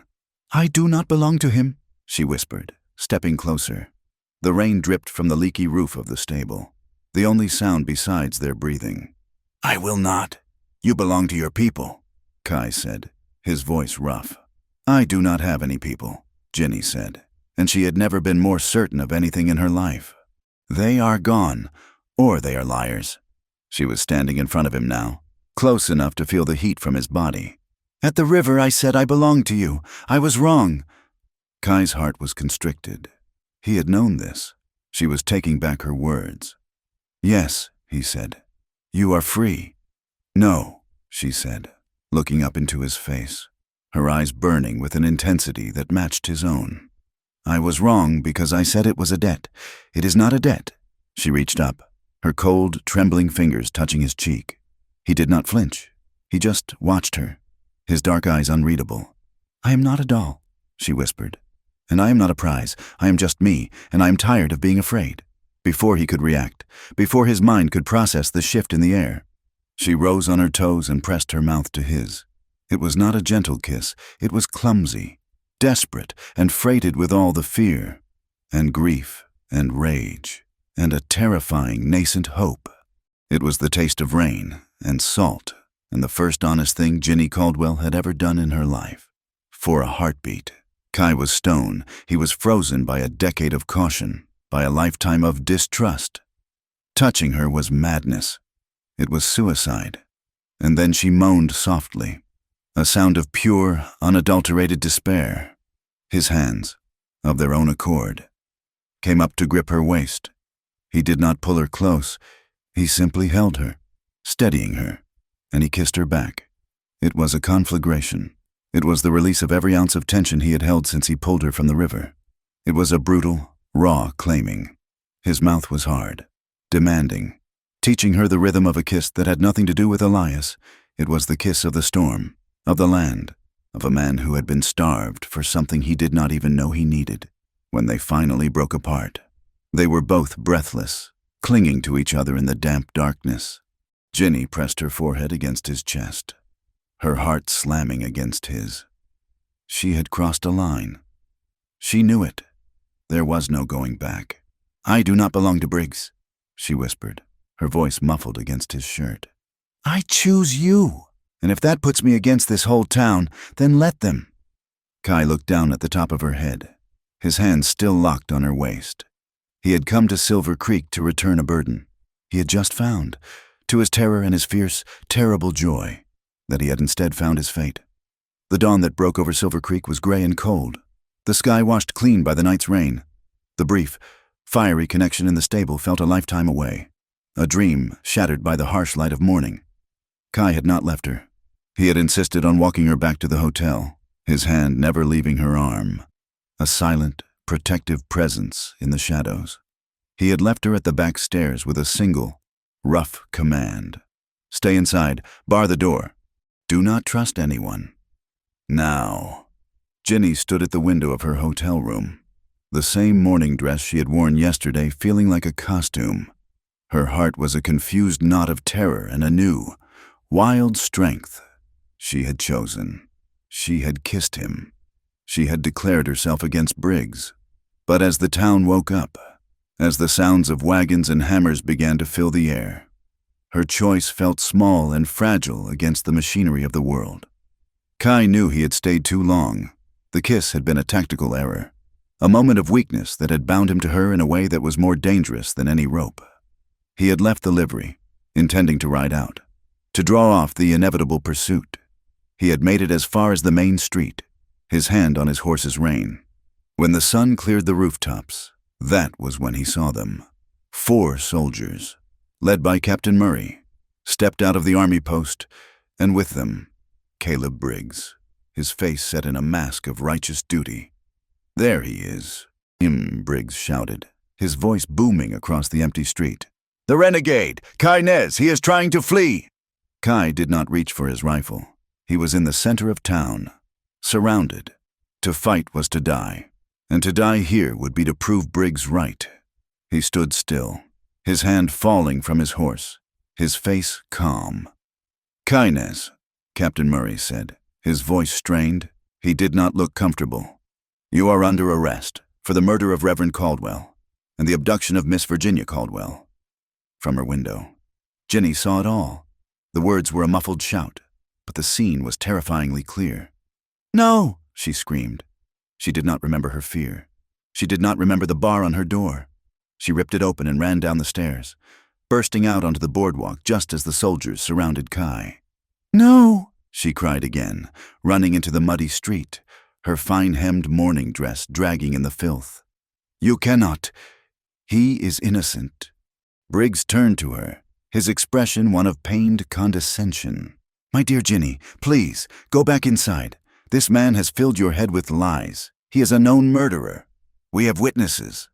"Witnesses? Who?" "I saw him," a voice called out. A merchant, a man named Silas Croft, who ran the feed store, stepped forward. He would not meet Ginny's eyes. "He was part of that band. I saw them from the ridge. They attacked the coach. It is true." "You are lying!" Ginny shrieked, desperation making her voice thin. "He is lying. Captain Briggs is the liar. Kai Nez saved my life." The crowd that had gathered murmured. They saw a hysterical woman, barely out of her teens, dressed in black, her hair unkempt, and they saw the man she was defending, a tall, silent, and to them, terrifying, Navajo warrior. "Take him," Briggs ordered, ignoring her. 2 soldiers grabbed Kai's arms. He did not resist. He did not fight. He only looked at Ginny, one long, dark look across the few yards of mud that separated them. His eyes were not angry. They were not afraid. They were filled with a profound, soul-weary sorrow. "Ginny, my child, you are unwell," Briggs said, taking her arm in a grip that was painfully tight, his fingers digging into her elbow. He propelled her back toward the hotel. "You have been through an ordeal. We will not let this savage harm you any further." "He did not harm me," she sobbed, trying to pull free. "You are harming me. You are a murderer." "Hush, child," Briggs hissed, his voice dropping so only she could hear it, the fatherly mask gone. "You are making a spectacle. Every word you say right now is digging his grave deeper. Go to your room. We will speak later." They dragged Kai to the small, windowless room in the back of the land office that served as the town's temporary jail. Ginny was half carried back to her hotel room, a soldier posted outside her door. She was a prisoner as surely as Kai was. She spent the day pacing the room like a caged animal. She saw him in her mind's eye, Kai, in that dark, airless room, alone. He had saved her. He had kissed her. And she had led him into this trap. Late in the afternoon, there was a knock. The door opened. It was not Briggs. It was a young man, perhaps 25, impeccably dressed in a dark suit, with a handsome, clean-shaven face and his father's cold, assessing eyes. "Miss Caldwell," he said, his voice smooth and educated, bearing the accent of Boston. "My name is Elias Briggs. My father has told me so much about your tragic ordeal." Ginny stared at him. This was the man she was supposed to marry. This was the solution to the problem. "My father would like to see you," Elias said, offering his arm. "He is at the land office. We have a proposal for you, a way to resolve this unpleasantness for everyone." She was numb. She let him lead her from the hotel. The soldier followed, a silent guard. The town watched her pass. She was the minister's daughter, the orphan, walking with the son of the most powerful man in town. It all looked so proper. Caleb Briggs was not in his main office. He received her in a private parlor, a fire crackling in the hearth. He stood and offered her a seat, his demeanor one of grave compassion. "Ginny," he said, "this has been a terrible day. I know you are confused. You are a good, Christian woman, and you want to see the best in people, even in them." "He is innocent," Ginny said, her voice a dead monotone. "He is not," Briggs said flatly. "But that is a matter for the court, which brings us to the delicacy of the situation." He steepled his fingers. "The town is crying for a hanging. They believe, as I do, that Kai Nez led the attack. But your testimony complicates matters." "Good," Ginny said. "I will tell the truth." "The truth," Briggs said, "is a very difficult thing out here, my dear. What you believe you saw, and what the town needs to believe they are not the same." He leaned forward. "I have a way to save him." "For you." Ginny's head snapped up. "Save him?" "He will not be hanged," Briggs said. "That I can promise. It would be messy, and it would certainly provoke the rest of his tribe into a retaliatory, and very bloody, war. I want peace, Ginny, just like you." "What do you want?" she whispered. "A wedding," Briggs said, smiling as if it were the most natural thing in the world. He gestured to Elias, who had been standing silently by the window. "My son Elias is a fine man. He needs a wife. You are a fine woman, a woman of breeding and piety, who finds herself orphaned, alone, and without prospects. It is a perfect match." Ginny looked at Elias. He smiled at her, a small, polite, and completely empty gesture. "You are insane," Ginny said. "I am practical," Briggs corrected. "You will marry Elias. Tomorrow, in the church. It will be a symbol, a sign that civilization has been restored, that you, the innocent victim, have been rescued and returned to your rightful place." "And what does this have to do with Kai?" "At the wedding," Briggs said. "Before you take your vows, you will stand and you will tell the people of this town the truth. You will tell them that you were terrified, that you were held against your will, that the Navajo are a danger to every woman and child in this territory, and that, for the good of all, they must be moved to the reservation. You want me to lie, to sell out his entire people. I want you to save his life," Briggs said. "If you do this, if you secure the peace, then there is no need for a public execution. I will have Captain Murray escort Kai Nez to the territorial border. He will be exiled, banned from ever returning. But he will be alive. The trap was so perfect, so cruel, that Ginny almost laughed. He had found the one thing she would not sacrifice. "And if I refuse?" she asked, her voice trembling. Briggs's smile vanished. "If you refuse, my dear, the law will take its course. Inez will be tried tomorrow morning. My witnesses will swear they saw him kill your father. And by noon, he will hang from the gallows they are building in the square right now. And your testimony, it will be dismissed as the ravings of a woman who has been compromised by her captor. A woman, perhaps, who is no longer virtuous." He let the word hang in the air. A final, venomous poison. "Think about it," Briggs said, standing up. "Your choice, a wedding or a funeral. My son will escort you back to your room." Ginny did not sleep. She sat in the chair, staring at the wall. The choice tearing her apart. She could save Kai's life, but she would have to destroy his soul. She would have to become the very thing he despised, the Bilagana who spoke with a forked tongue. She would have to condemn his people to another Bosque Redondo, or she could stand on her truth and watch him die for it. Sometime after midnight, she made her choice. She had to see him. She had to tell him. The soldier was still at his post, dozing in a chair. She did not bother to sneak. She walked right past him. He jolted awake, but she was already at the top of the stairs. "Mr. Briggs wishes to see me," she said, her voice a cold imitation of authority. The soldier, confused, let her go. The land office was dark, but a single lamp burned in the back, near the makeshift jail. A different soldier sat at a small desk, reading a penny dreadful. "Mr. Briggs sent me," she said again. "I am to speak to the prisoner, to try and get a confession." The soldier looked at her, his eyes lingering on her face, her fine, if plain, dress. He was bored. "Go ahead, ma'am. Do not get too close. He is a killer." The cell was a storage cage, reinforced with iron bars. Kai was not sitting. He was standing, his hands gripping the bars, staring into the darkness as if he had been waiting for her. "Ginny," he breathed. He saw the despair on her face. "He made you an offer." "He did," she whispered, stepping close. The guard was out of earshot. He said, if I marry Elias, if I lie, and say you are a danger, if I condemn your people, he will let you live. He will exile you."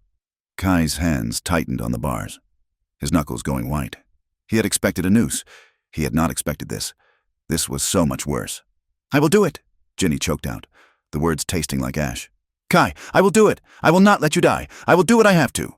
"No," Kai said. The word was a low, animal growl. He reached a hand through the bars, his fingers gripping her arm. Not gently this time. His grip was steel. "You will not!" "But you will die," she sobbed, pressing her face close to the bars, the tears finally coming. "They are building the gallows. I will not watch you hang. I cannot." "And you think I can live with this?" he hissed, pulling her closer. "You think I want to live, a free man, knowing that my life was bought by the chains of my people, by your chains? You will marry his son, and you will live in his house, and you will die every day. That is not life. That is not the life I saved." "What choice do we have?" she cried. "The truth," Kai said. "It is the only thing we have. You will not lie for me?" "I do not care about the truth, I care about you." "And I care about you," he said, his voice dropping, the anger replaced by a terrible, fierce tenderness. He let go of her arm, and his hand came up to cup her face, his thumb rough against her wet cheek. "Listen to me, Ginny Caldwell. From the moment I pulled you from the river, you have said you belong to me." "I do," she whispered. "No," he said, and his eyes burned into hers. "You were wrong. I am wrong. You do not belong to me. You do not belong to Briggs. You do not belong to his son." He leaned his forehead against the cold iron, his face inches from hers. "You belong to yourself, only yourself. If you are with me, if you choose this path, you must choose it because it is your choice. Not because you owe me a debt, and not because you are forced by fear." He was reversing it all, giving her back the freedom she had so freely offered him. He was refusing to let her sacrifice herself, even to save him. The profundity of it, the terrible, beautiful honor of the man, broke her heart. She covered his hand with her own, lacing her fingers with his through the bars. They were not two people. They were one, trapped by the same iron. They stood there for a long time, not speaking, their hands clasped, palm to palm. It was not a lover's touch. It was a soldier's pact, a promise to hold the line. "He said the wedding is tomorrow," Ginny whispered, her strength failing. "I know," Kai said. And the other, Kai looked past her, into the darkness. "After."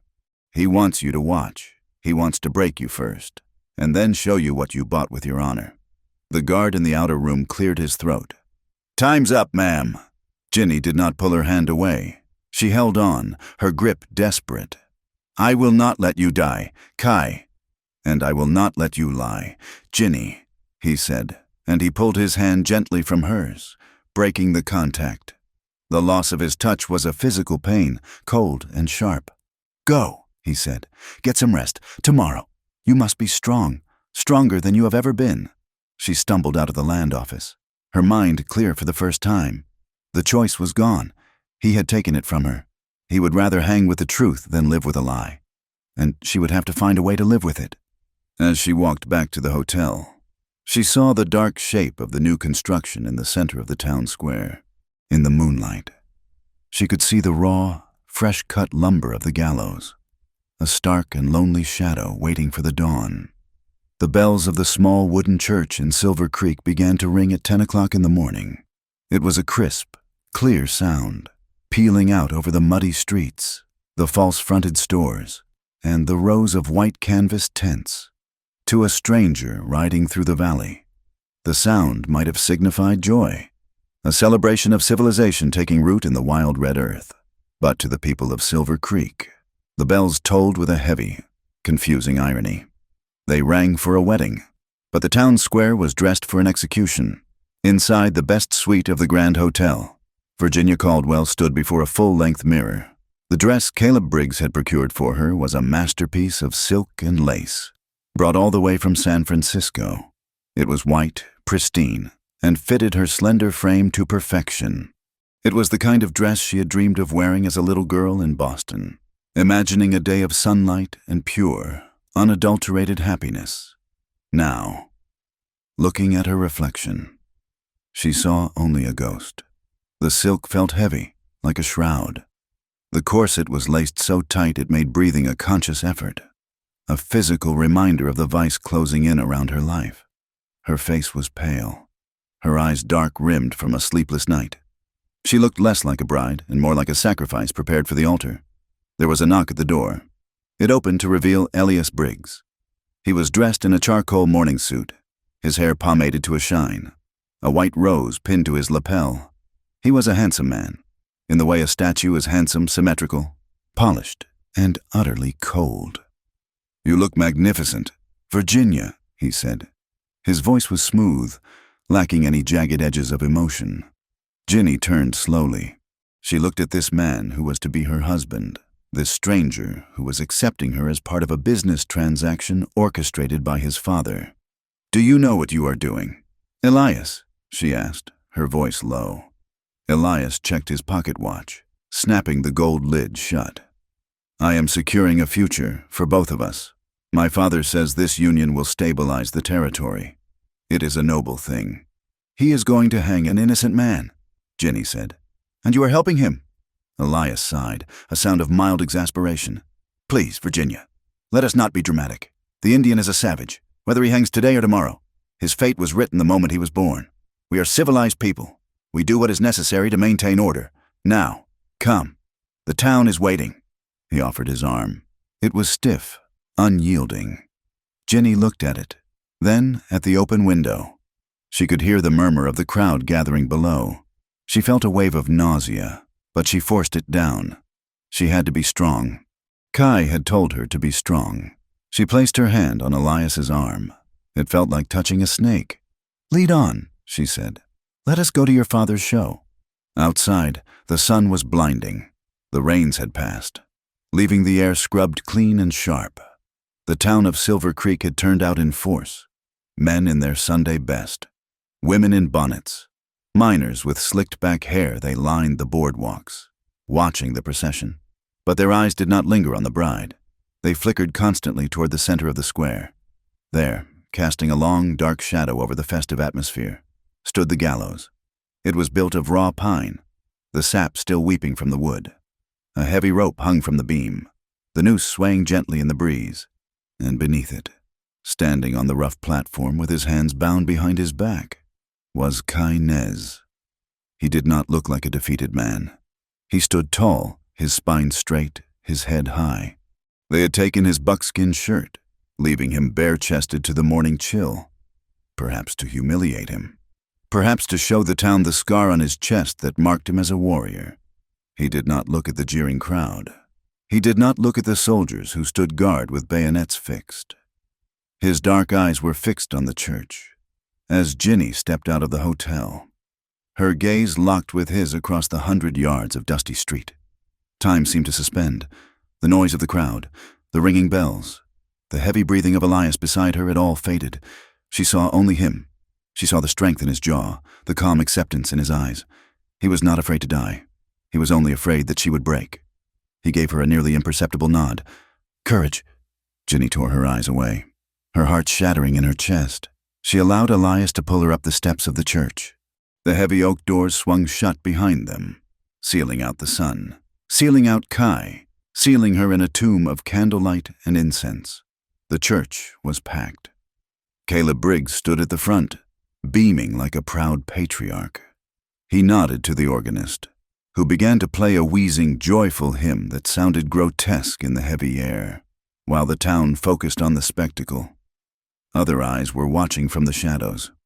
In the narrow alley behind the livery stable, Chi crouched behind a stack of whiskey barrels. He was not painted for war. That would have drawn too much attention. He wore the ragged clothes of a mestizo laborer. A wide-brimmed hat pulled low over his eyes, but beneath the serape. His hand gripped the handle of a heavy Colt revolver. Beside him were 3 other warriors, similarly disguised. They were tense, their muscles coiled. This was not a raid. This was a rescue, and it went against every instinct they had to fight in the open. "The rope is up," one warrior whispered. "Wait," Chi commanded. Kai said to wait for the girl. "We wait." Further down the street, blending into the crowd near the market stalls, were 2 women. Yazba moved with the slow, shuffling gait of an old beggar, her face hidden by a shawl. Tala walked beside her, carrying a basket of woven grass.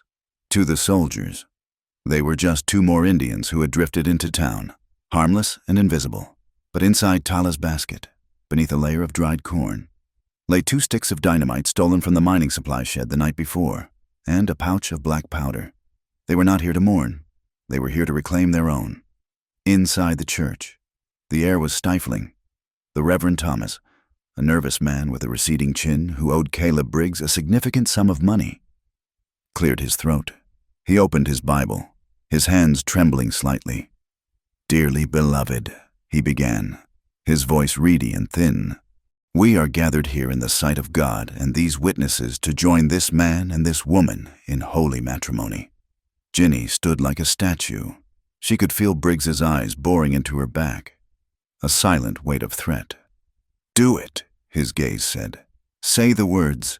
Save him." The service droned on. Prayers were said. Psalms were read. Every word felt like a stone added to the wall being built around her. Finally, the Reverend turned to them. "Elias Briggs, do you take this woman to be your lawfully wedded wife, to have and to hold, from this day forward?" "I do," Elias said clearly, smiling at the congregation. "And do you, Virginia Caldwell?" The Reverend turned to her, sweat beading on his upper lip. "Take this man to be your lawfully wedded husband?" The silence that followed was absolute. The organ had stopped. The rustling of dresses ceased.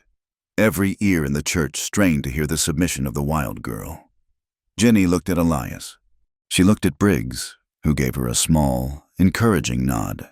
Then she looked past them, through the large window behind the altar. From this angle, she could see the square. She could see the gallows. She could see the soldier stepping up to place the black hood over Kai's head.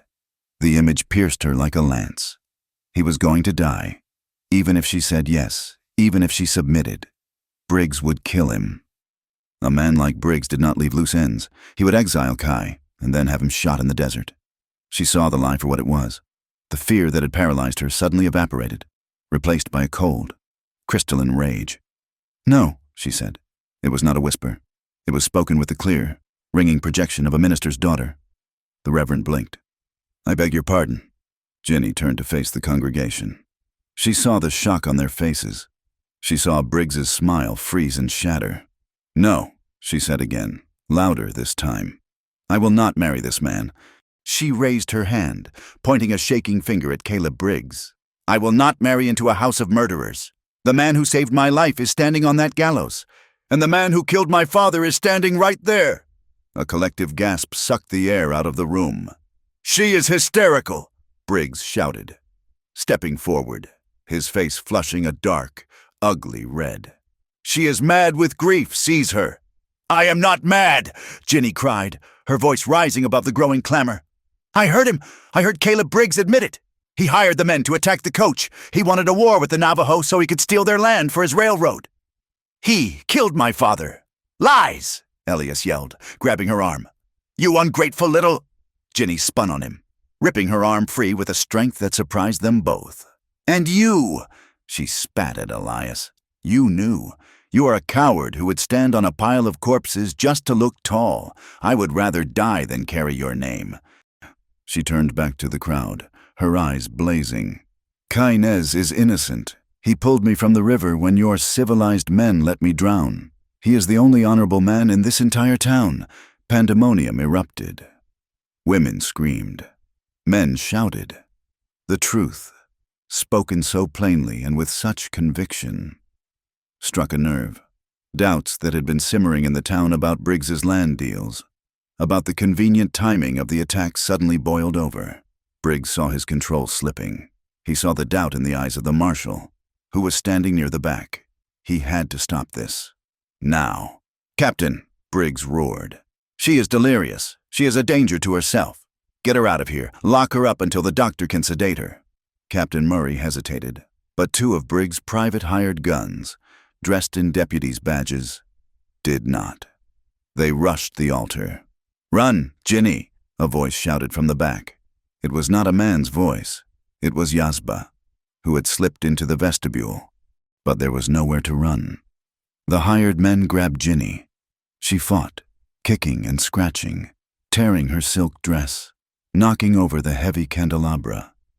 The candles rolled onto the carpet, the flames catching on the dry wool. "Get her to the shed," Briggs commanded, pointing to the storage building behind the church. "Gag her. Do not let her speak another word." They dragged her out the side door, her heels scraping across the floorboards. "Kai!" she screamed, her voice raw. "Kai, fight them! Outside, on the gallows!" Kai heard her scream. He could not see her. The hood was over his head, but he heard the agony and the defiance in her voice. He knew what she had done. She had chosen the truth. He tensed his muscles, testing the ropes at his wrists. They were hemp, thick and new. He could not break them. The executioner, a local butcher paid $20 for the job, looked nervously at the commotion coming from the church. "Hey, Mr. Briggs said to wait for the signal," he muttered to the guard. "Just pull the lever," the guard said, watching the smoke begin to drift from the church door. "This whole town is going to hell." At that moment, the world exploded. In the market square, 50 yards away, Chi had watched the smoke rising from the church. He saw the men dragging Ginny toward the shed. "Now," he signaled. One of the warriors struck a match and lit the fuse on the black powder keg hidden under a wagon loaded with dry hay. The blast was not large enough to level a building, but it was loud enough to stop hearts. The wagon disintegrated in a shower of burning wood and hay. The explosion echoed off the canyon walls like a thunderclap. Horses tethered along the street went mad. They reared and snapped their reins, stampeding through the crowd. People dove for cover, screaming that the Indians were attacking. Dust and smoke billowed into the street, creating an instant, choking fog. "Chaos," Chi grinned, drawing his revolver. "Our friend." In the confusion, the guards at the gallows ducked, their attention pulled toward the explosion. The executioner stumbled back, his hand hovering near the lever. Behind the church, the two men dragging Ginny were thrown off balance by the blast. One of them lost his grip on her arm. Ginny did not hesitate. She slammed her elbow into the ribs of the man still holding her. He grunted, loosening his hold just enough. She hiked up her torn skirts and ran, not away from the danger, but toward the shed where she knew there were tools, shovels, pickaxes, anything she could use. But before she could reach the door, a shadow moved from the side of the building. It was Tala. The Navajo girl moved like a striking snake. She held a heavy piece of firewood in her hand. She swung it with both hands, connecting solidly with the back of the first guard's head. He dropped like a stone. The second guard fumbled for his gun, but Tala was faster. She kicked him hard in the knee, sending him sprawling, and then brought the wood down on his shoulder. He howled and scrambled away, terrified by this demon that had appeared out of the smoke. Tala looked at Ginny. She took in the torn white dress, the wild eyes, the bruises forming on her arms. "You talk too much," Tala said, a fierce grin breaking across her face. She reached into her belt and pulled out a knife, a long, sharp skinning blade. She tossed it to Ginny. Ginny caught it, the handle warm and heavy in her hand. "Kai," she gasped. "He is still standing," Tala said, pointing toward the square through the drifting smoke. "But not for long." Ginny looked. The wind was clearing the dust. She saw the gallows. The executioner had recovered his balance. He was looking at the chaos. Then at the prisoner. He reached for the lever. "Run!" Ginny screamed. She kicked off her satin shoes. She ran barefoot through the dirt, the knife clutched in her hand, the white dress billowing behind her like a flag of war. Tala was right beside her, shouting a war cry that rose high and piercing above the noise of the panicked town. In the square, Chi and his warriors opened fire. They did not shoot to kill the crowd. They shot into the air, and at the ground near the soldiers' feet. The goal was panic, and they had succeeded. The soldiers were scattered, trying to control their terrified horses, but Briggs was still there. He stood on the steps of the church, his face black with soot, watching his carefully orchestrated world burn. He saw Ginny running toward the gallows. He saw the knife in her hand. "Kill him!" Briggs screamed at the executioner, his voice cracking. "Pull the lever, kill him now!" The executioner grabbed the iron handle. Kai, under the hood, heard the mechanism groan. He felt the trapdoor beneath his feet shift. He took a breath, filling his lungs with the scent of smoke and sage. Ginny was 20 yards away. She saw the man's hand tighten on the lever. She knew she would not make it. She was too far. "Chi!" she screamed, hoping the warrior could hear her over the din. "Shoot the rope!" It was a desperate prayer, a 1 in a million shot. But Chi, crouching behind a water trough, heard his name. He saw the girl pointing. He saw the rope. He raised his Colt. He was a warrior who could hit a running jackrabbit from the back of a galloping horse. He took a breath. He squeezed the trigger. The bullet whined through the air. It missed the rope. It struck the wooden beam inches above the executioner's head, sending a shower of splinters into his face. The man flinched, jerking back, his hand slipping off the lever. That split second of hesitation was all Ginny needed. She hit the stairs of the gallows platform, taking them 2 at a time. She launched herself at the executioner, a fury in white silk.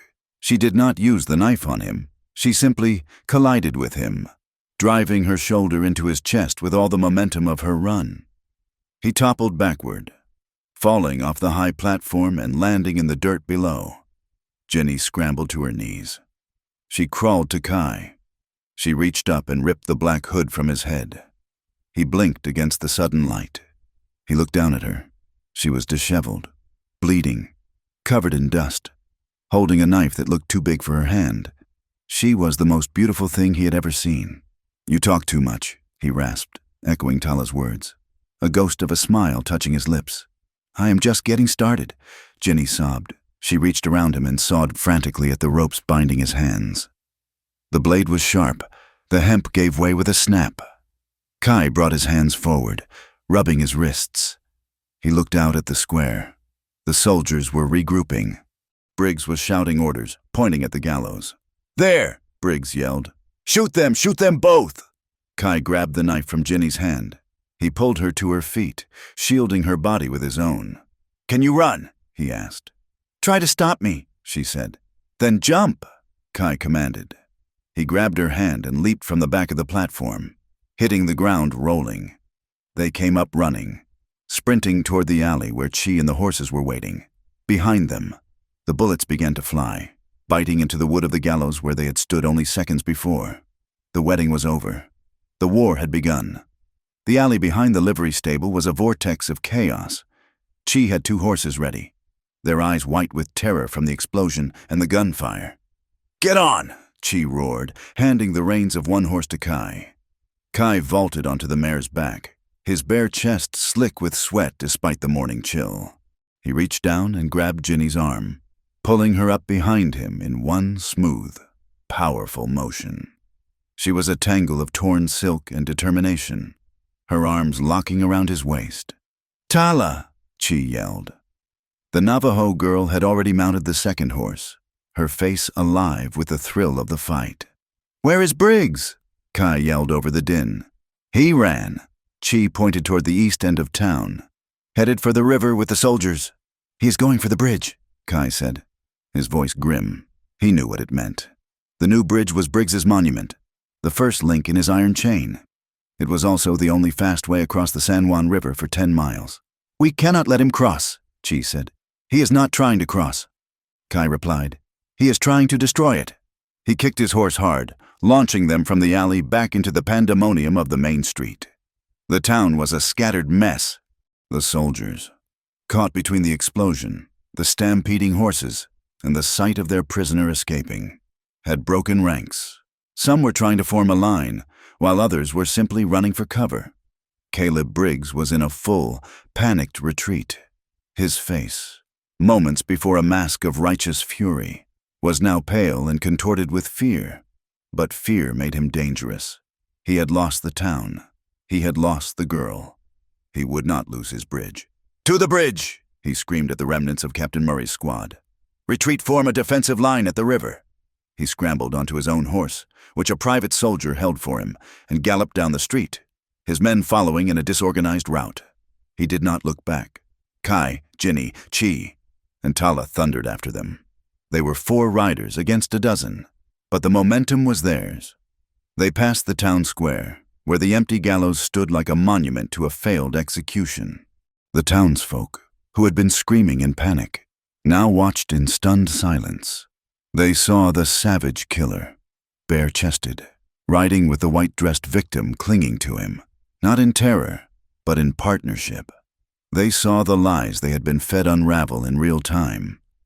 Marshal Henderson stood on the boardwalk, his shotgun held limply in one hand. He had seen Ginny's charge. He had heard her accusation. He had seen Briggs cut and run, not like a man defending his town, but like a thief escaping a crime. He knew, with a certainty that made his stomach clench, that he had been on the wrong side, but he was one man, and the soldiers were already gone. The sky, which had been so painfully clear, was changing. Dark, bruised clouds were boiling up from the west. A sudden, unnatural shift in the weather. A cold wind whipped Ginny's torn dress around Kai's legs, and the first fat, cold drops of rain began to fall. By the time they reached the riverbank, the drizzle had turned into a driving, horizontal downpour. The sky opened. The sound of the rain was a roar, almost as loud as the river itself. The San Juan, fed by the sudden storm, was already rising. The brown, placid water of the morning was turning into a churning, angry torrent, eerily similar to the day the coach had gone down. Briggs and his men had reached the bridge first. It was a new raw timber construction, spanning the narrowest part of the canyon. Briggs was already off his horse, shouting orders. "The dynamite! Get the dynamite from the supply wagon!" he yelled. "Set the charges on the nearby pylons if I cannot have this crossing. No one will." He was severing the link, trapping the Navajo on their side, cutting off his own retreat, but also destroying the evidence of his railroad venture. "He is going to blow it," Chi said, reining in his horse. "We have to stop him," Kai said. He slid from the horse and pulled Ginny down. "Stay here. Stay with Tala." "I am not staying anywhere," Ginny said, her bare feet sinking into the red mud. "I started this. I will finish it." Kai looked at her. The porcelain doll from Boston was gone forever. In her place was a woman made of wire and fire. He nodded. "Tala, Ginny, you stop the fuse. Do not let them light it. Chi, with me. We stop Briggs." The four of them split, fanning out as they ran toward the bridge entrance. The soldiers had formed a loose skirmish line, but their hearts were not in it. They were cold, wet, and defending a man they had just watched flee in disgrace. Chi and Kai opened fire. They did not aim to kill. They shot at the ground, at the wooden beams, their bullets ricocheting with high, whining sounds. The soldiers, already demoralized, broke. Half of them scattered, running for the cover of the rocks. Only Briggs and a few of his most loyal hired guns remained. "Light it." Briggs screamed, pulling his own revolver and firing wildly into the rain. Kai and Chi charged onto the bridge. The wooden planks were slick with rain, treacherous. Kai moved like a panther, his bare feet giving him purchase where the soldiers' boots slipped. He saw a man, one of the fake deputies, leaning down near a keg of powder, a match in his hand. Kai threw the knife he had taken from Ginny. It was a desperate long-distance throw, guided by instinct. The knife spun end over end, striking the man in the shoulder. He screamed and dropped the match, which hissed out in a puddle. "You!" Briggs roared. He saw Kai, his panic focused into a single, burning point of hatred. "You did this!" Briggs raised his revolver and fired. Kai dodged, the bullet singing past his ear. Kai returned fire, his shot grazing Briggs's arm. At the same time, Ginny and Tala had slipped under the bridge ramp. They saw the main charge 3 barrels of dynamite lashed together, a long fuse snaking out from them. 2 of Briggs's men were fumbling with a lantern, trying to light the fuse in the driving rain. "Now!" Ginny yelled. Tala threw a rock, shattering the lantern. The men cursed, plunging them into the dim, wet darkness under the bridge. Ginny ran forward and grabbed the fuse, yanking it free from the barrels. One of the men grabbed her, his hand tangling in her wet hair. She screamed and drove her elbow into his stomach, a move she had not known she possessed. Tala was on the other man, a knife in her hand, fighting with the silent, deadly ferocity of a cornered cat. Above them, on the bridge, the final battle raged. Kai and Briggs were alone, Chi having been pinned down by gunfire from the riverbank. The 2 men met in the center of the span, the river roaring beneath them. Briggs was out of bullets. He threw his empty gun at Kai and lunged, grabbing him in a desperate tackle. They crashed against the railing, the wood groaning under their combined weight. Briggs was a heavy man, strong with the bulk of his greed. Kai was leaner, faster. They slipped and slid on the wet planks, their fists landing with dull, wet thuds. "She was mine!" Briggs snarled, his face inches from Kai's, spittle flying from his lips. "The land was mine! You savage, you ruined it all!" He slammed Kai's head against the railing. Kai grunted, his vision blurring. Briggs drew a long Bowie knife from his belt and raised it for a killing blow. At that exact moment, Ginny scrambled up from under the bridge, having broken free from her attacker. She saw Briggs, the knife, the killing intent. "No!" she screamed. She ran at Briggs, throwing her entire body at his back. The impact was not enough to stop him, but it was enough to make him stumble. He lost his footing on the slick wood. He reeled, one arm flailing, and his elbow caught Ginny square in the chest. She was thrown backward, her feet skidding out from under her. She hit the low railing, flipped over it, and disappeared. Kai saw it happen. He saw the flash of her white dress against the dark, churning water. He saw her hit the river and be instantly swallowed. A cold, primal terror, worse than any he had ever known, seized his heart. For a single, frozen moment, he was balanced on a knife's edge. In front of him, Briggs was recovering his balance, raising the knife again. The man who had killed Ginny's father, who had tried to steal his land, who had put the rope around his neck, was 2 feet away, vulnerable. Revenge was his for the taking. Below him, Ginny was fighting for her life. This time, she did not panic. When the cold hit, she forced herself to kick, her arms pulling at the water, trying to reach the surface. She was no longer the helpless girl from Boston. She was a woman who had crossed a desert and faced down a killer. She would not drown. Kai did not hesitate.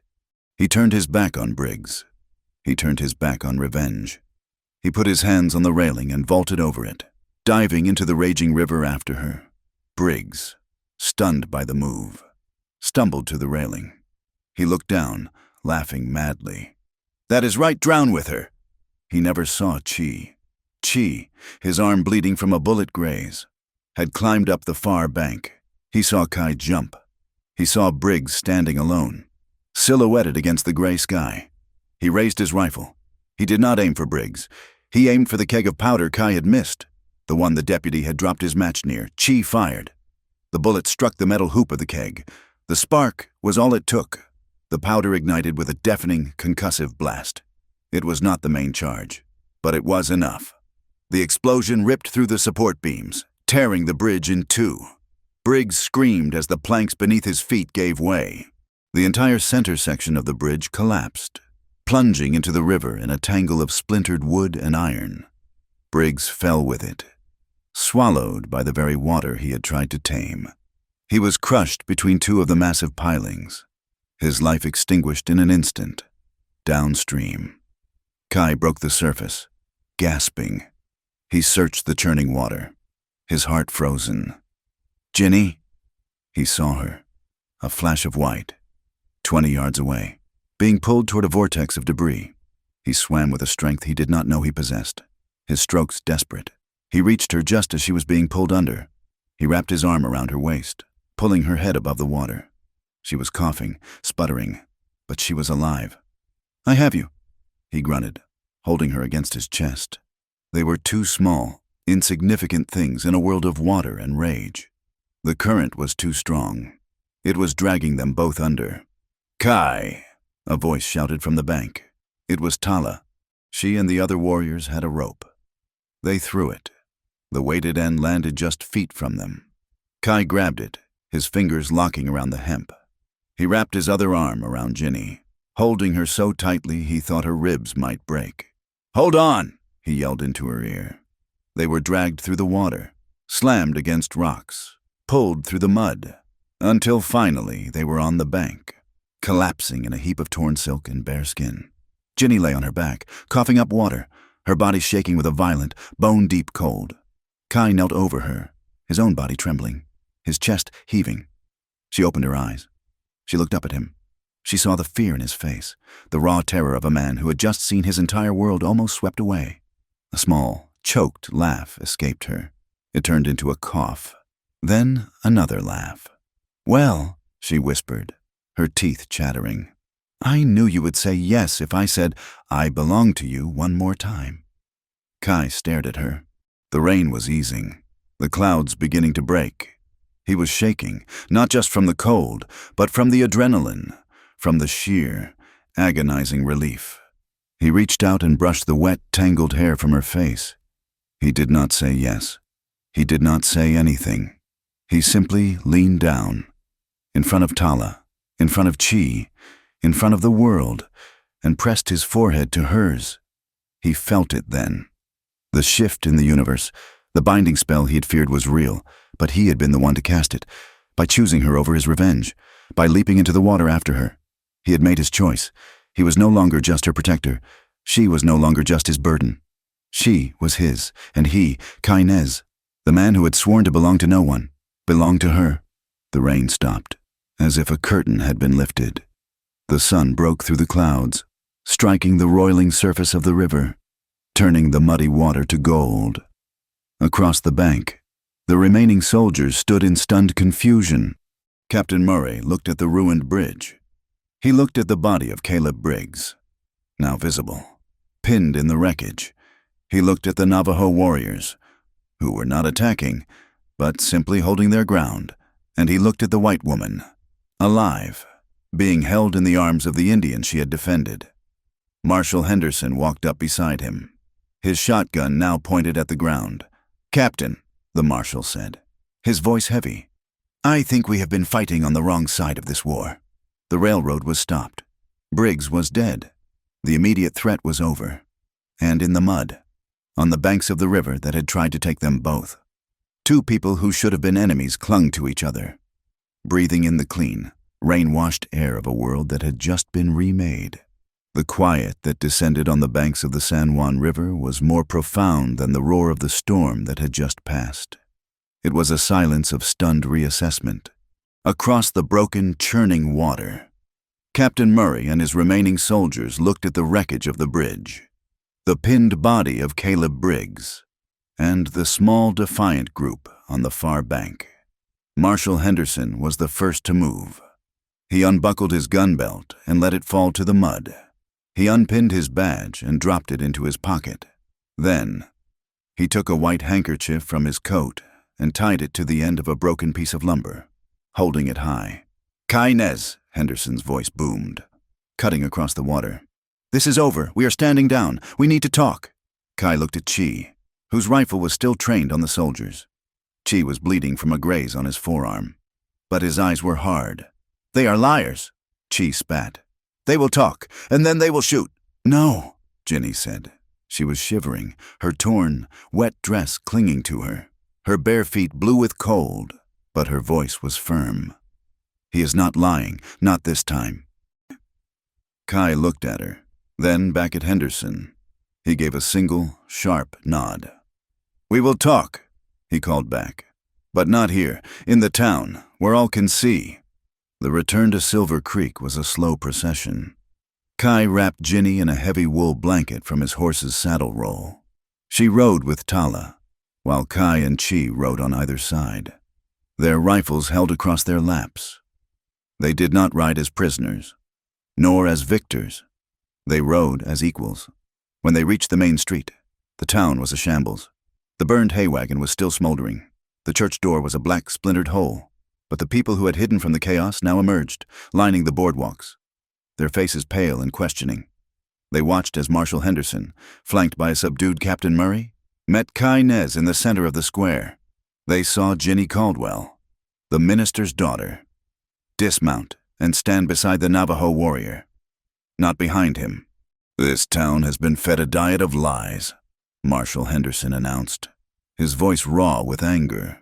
"We have been played for fools by a man who would have murdered us all for a line on a map." The investigation was swift and brutal. Henderson, with Ginny's testimony as his starting point, entered Briggs's office. He found the maps. He found the ledgers detailing payments to scouts and security agents.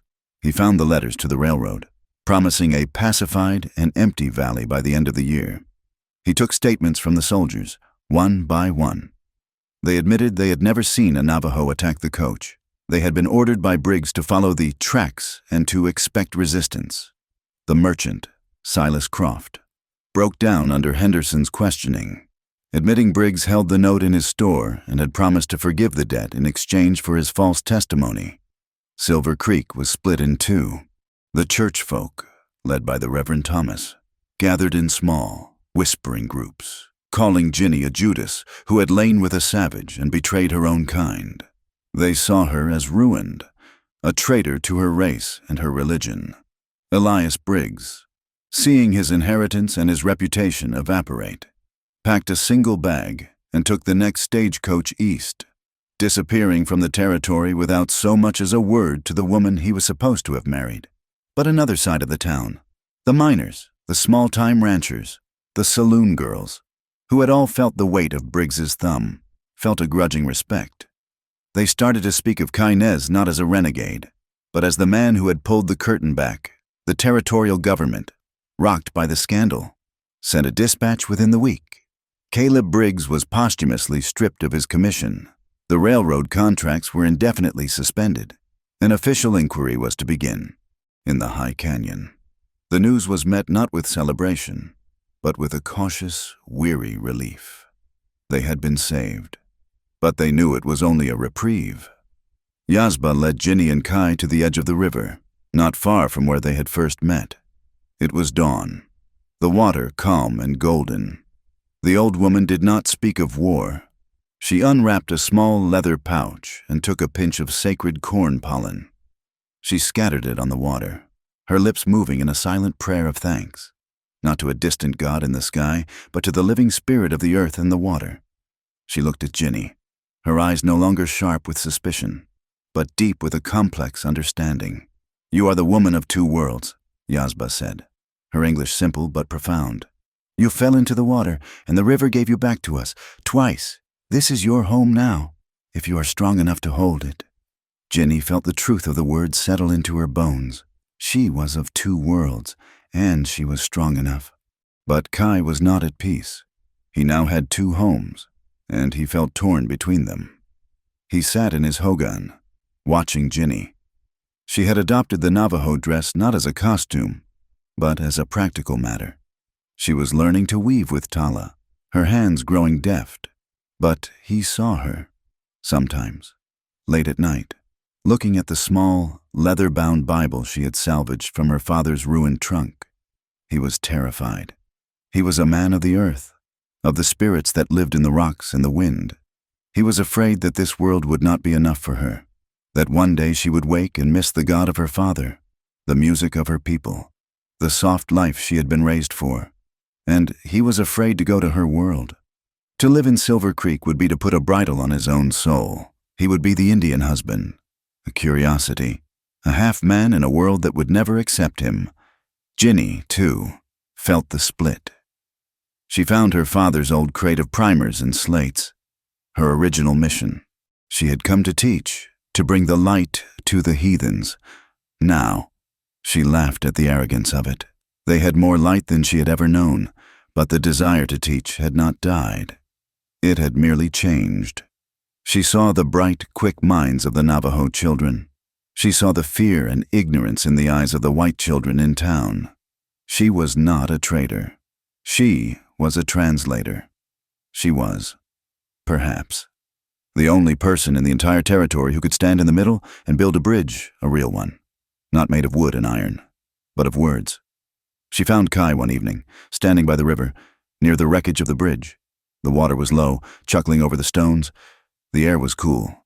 He was skipping a flat stone across the surface, his brow furrowed. "You are worried," she said, coming to stand beside him. He did not look at her. "I cannot give you a church," he said, his voice low.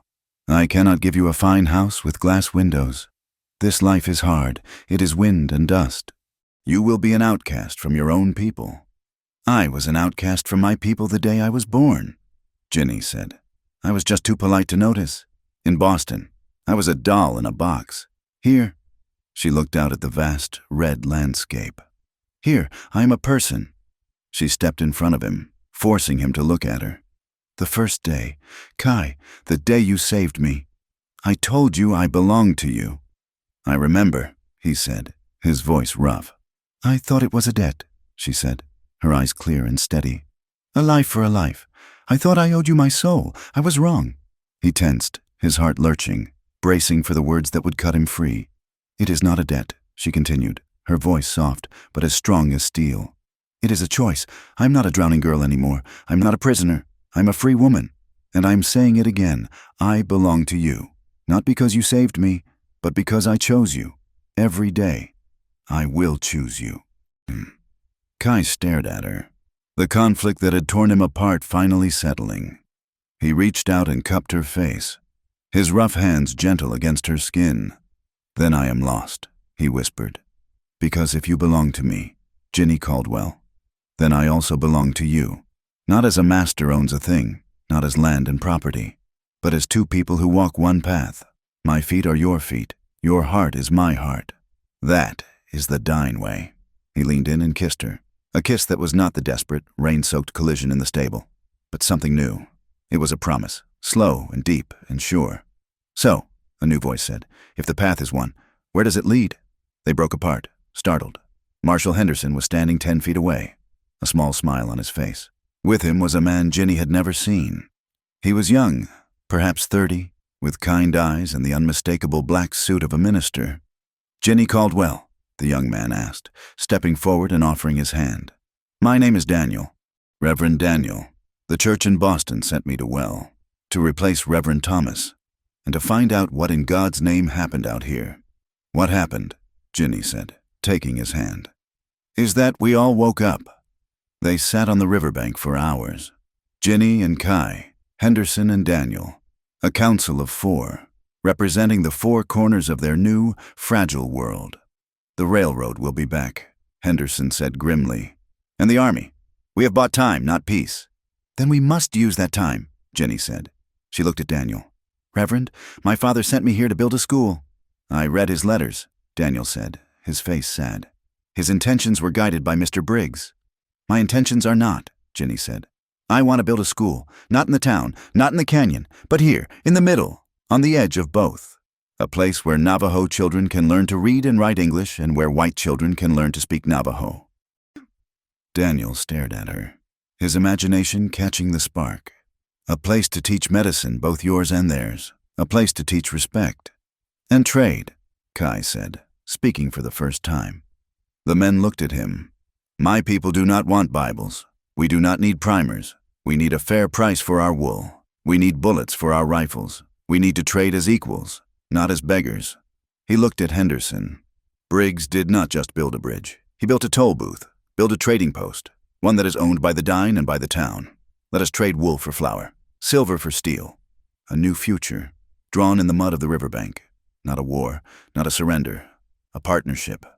From the shadows of the rocks, Chi and Tala had been watching. Chi, his arm now in a clean sling, still looked skeptical. This was the talk of white men, full of paper and words. But Tala stepped forward into the firelight. She looked at Ginny. You will teach the white children to speak our words. If you will help me, Ginny said.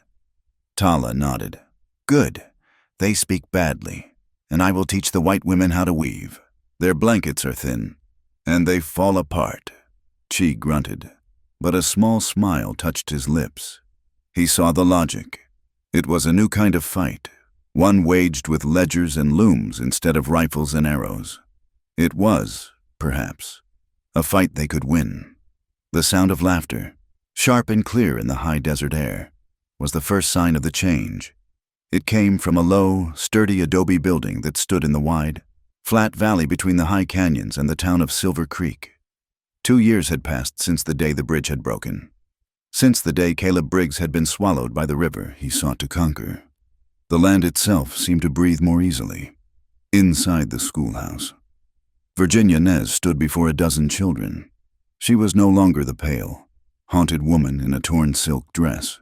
Her skin was browned by the sun. Her hair, the color of wet sand, was tied back in a practical thick braid. Her eyes, which had once been wide with terror, were now clear and bright with purpose. The letter A, she said, her voice warm, as she pointed to the slate. It makes the sound as in ashki, she said, nodding to a young Navajo boy.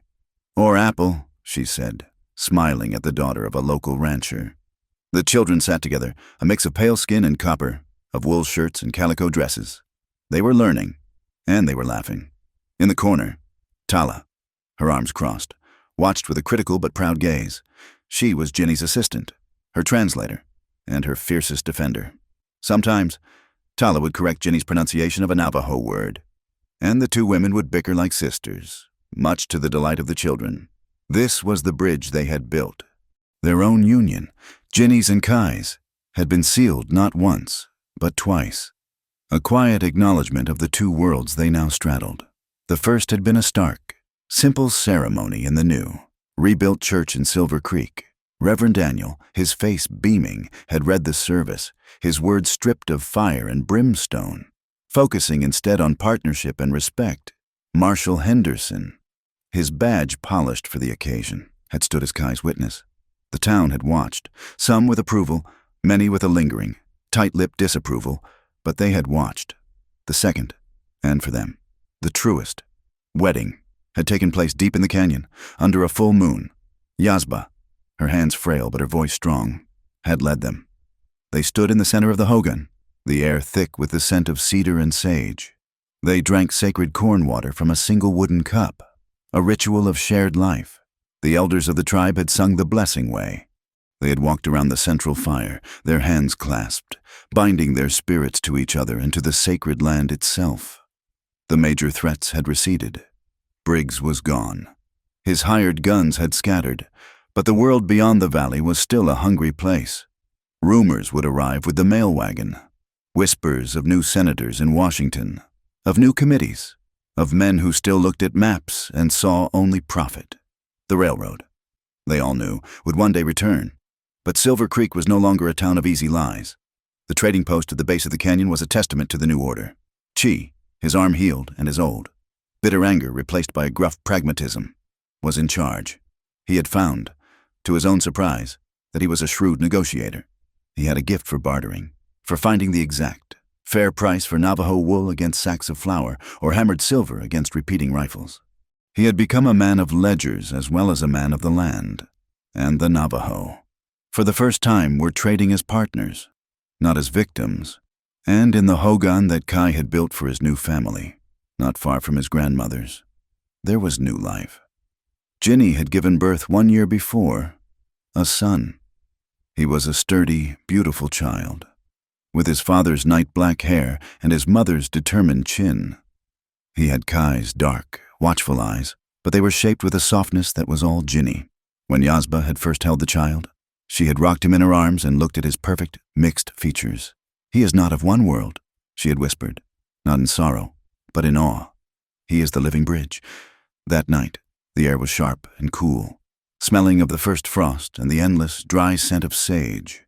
The baby was asleep in his cradle board, watched over by a content and beaming Tala. Kai and Ginny were alone.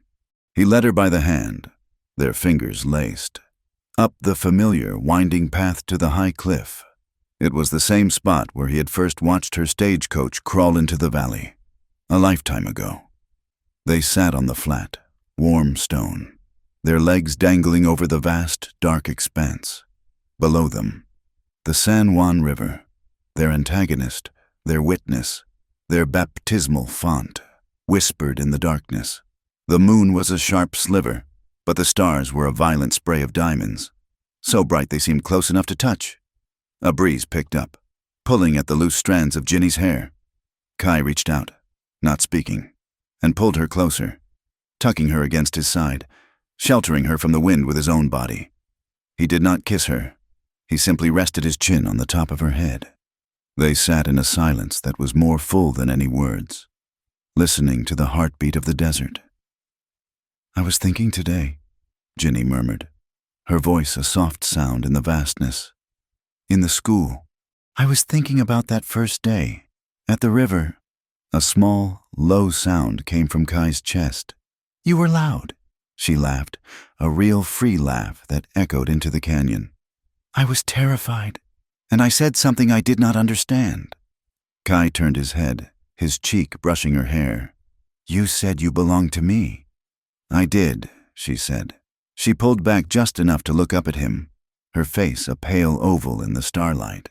"I said it because I thought I was paying a debt. I thought my life was yours to own, because you had saved it." "It was never a debt," Kai said, his voice rough. "Your life is your own." "I know," she whispered. "I know that now, which is why I need to say it again. Kai Nez, I still belong to you."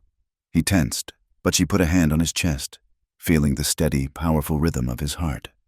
"Not," she said, her voice fierce and sure, "because I am a debt to be paid, not because I am a prisoner or a prize. I belong to you because every morning when I wake up, in a world that is full of 1,000 different paths, I choose this one. I choose you. I choose this land. I choose this life, right here, with you, every single day. I make that choice. That is what it means." Kai stared at her, the intensity of her words shaking him to the core. He, the man who had sworn he would be bound by nothing, by no one, felt the last of his old resistance wash away. He reached up and cupped her face, his hands rough and warm. "And I," he said, his voice a low, binding vow, "I am the man who wakes up every morning and chooses to stay. I choose you, Virginia Nez. I choose this path.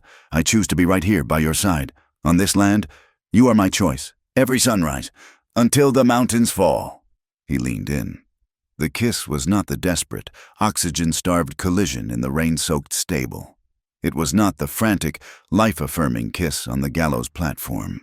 This was a kiss of profound, settled peace, It was slow and deep and sure. It was a kiss that tasted of sage, starlight, and time. It was not a kiss of survival. It was the kiss of home.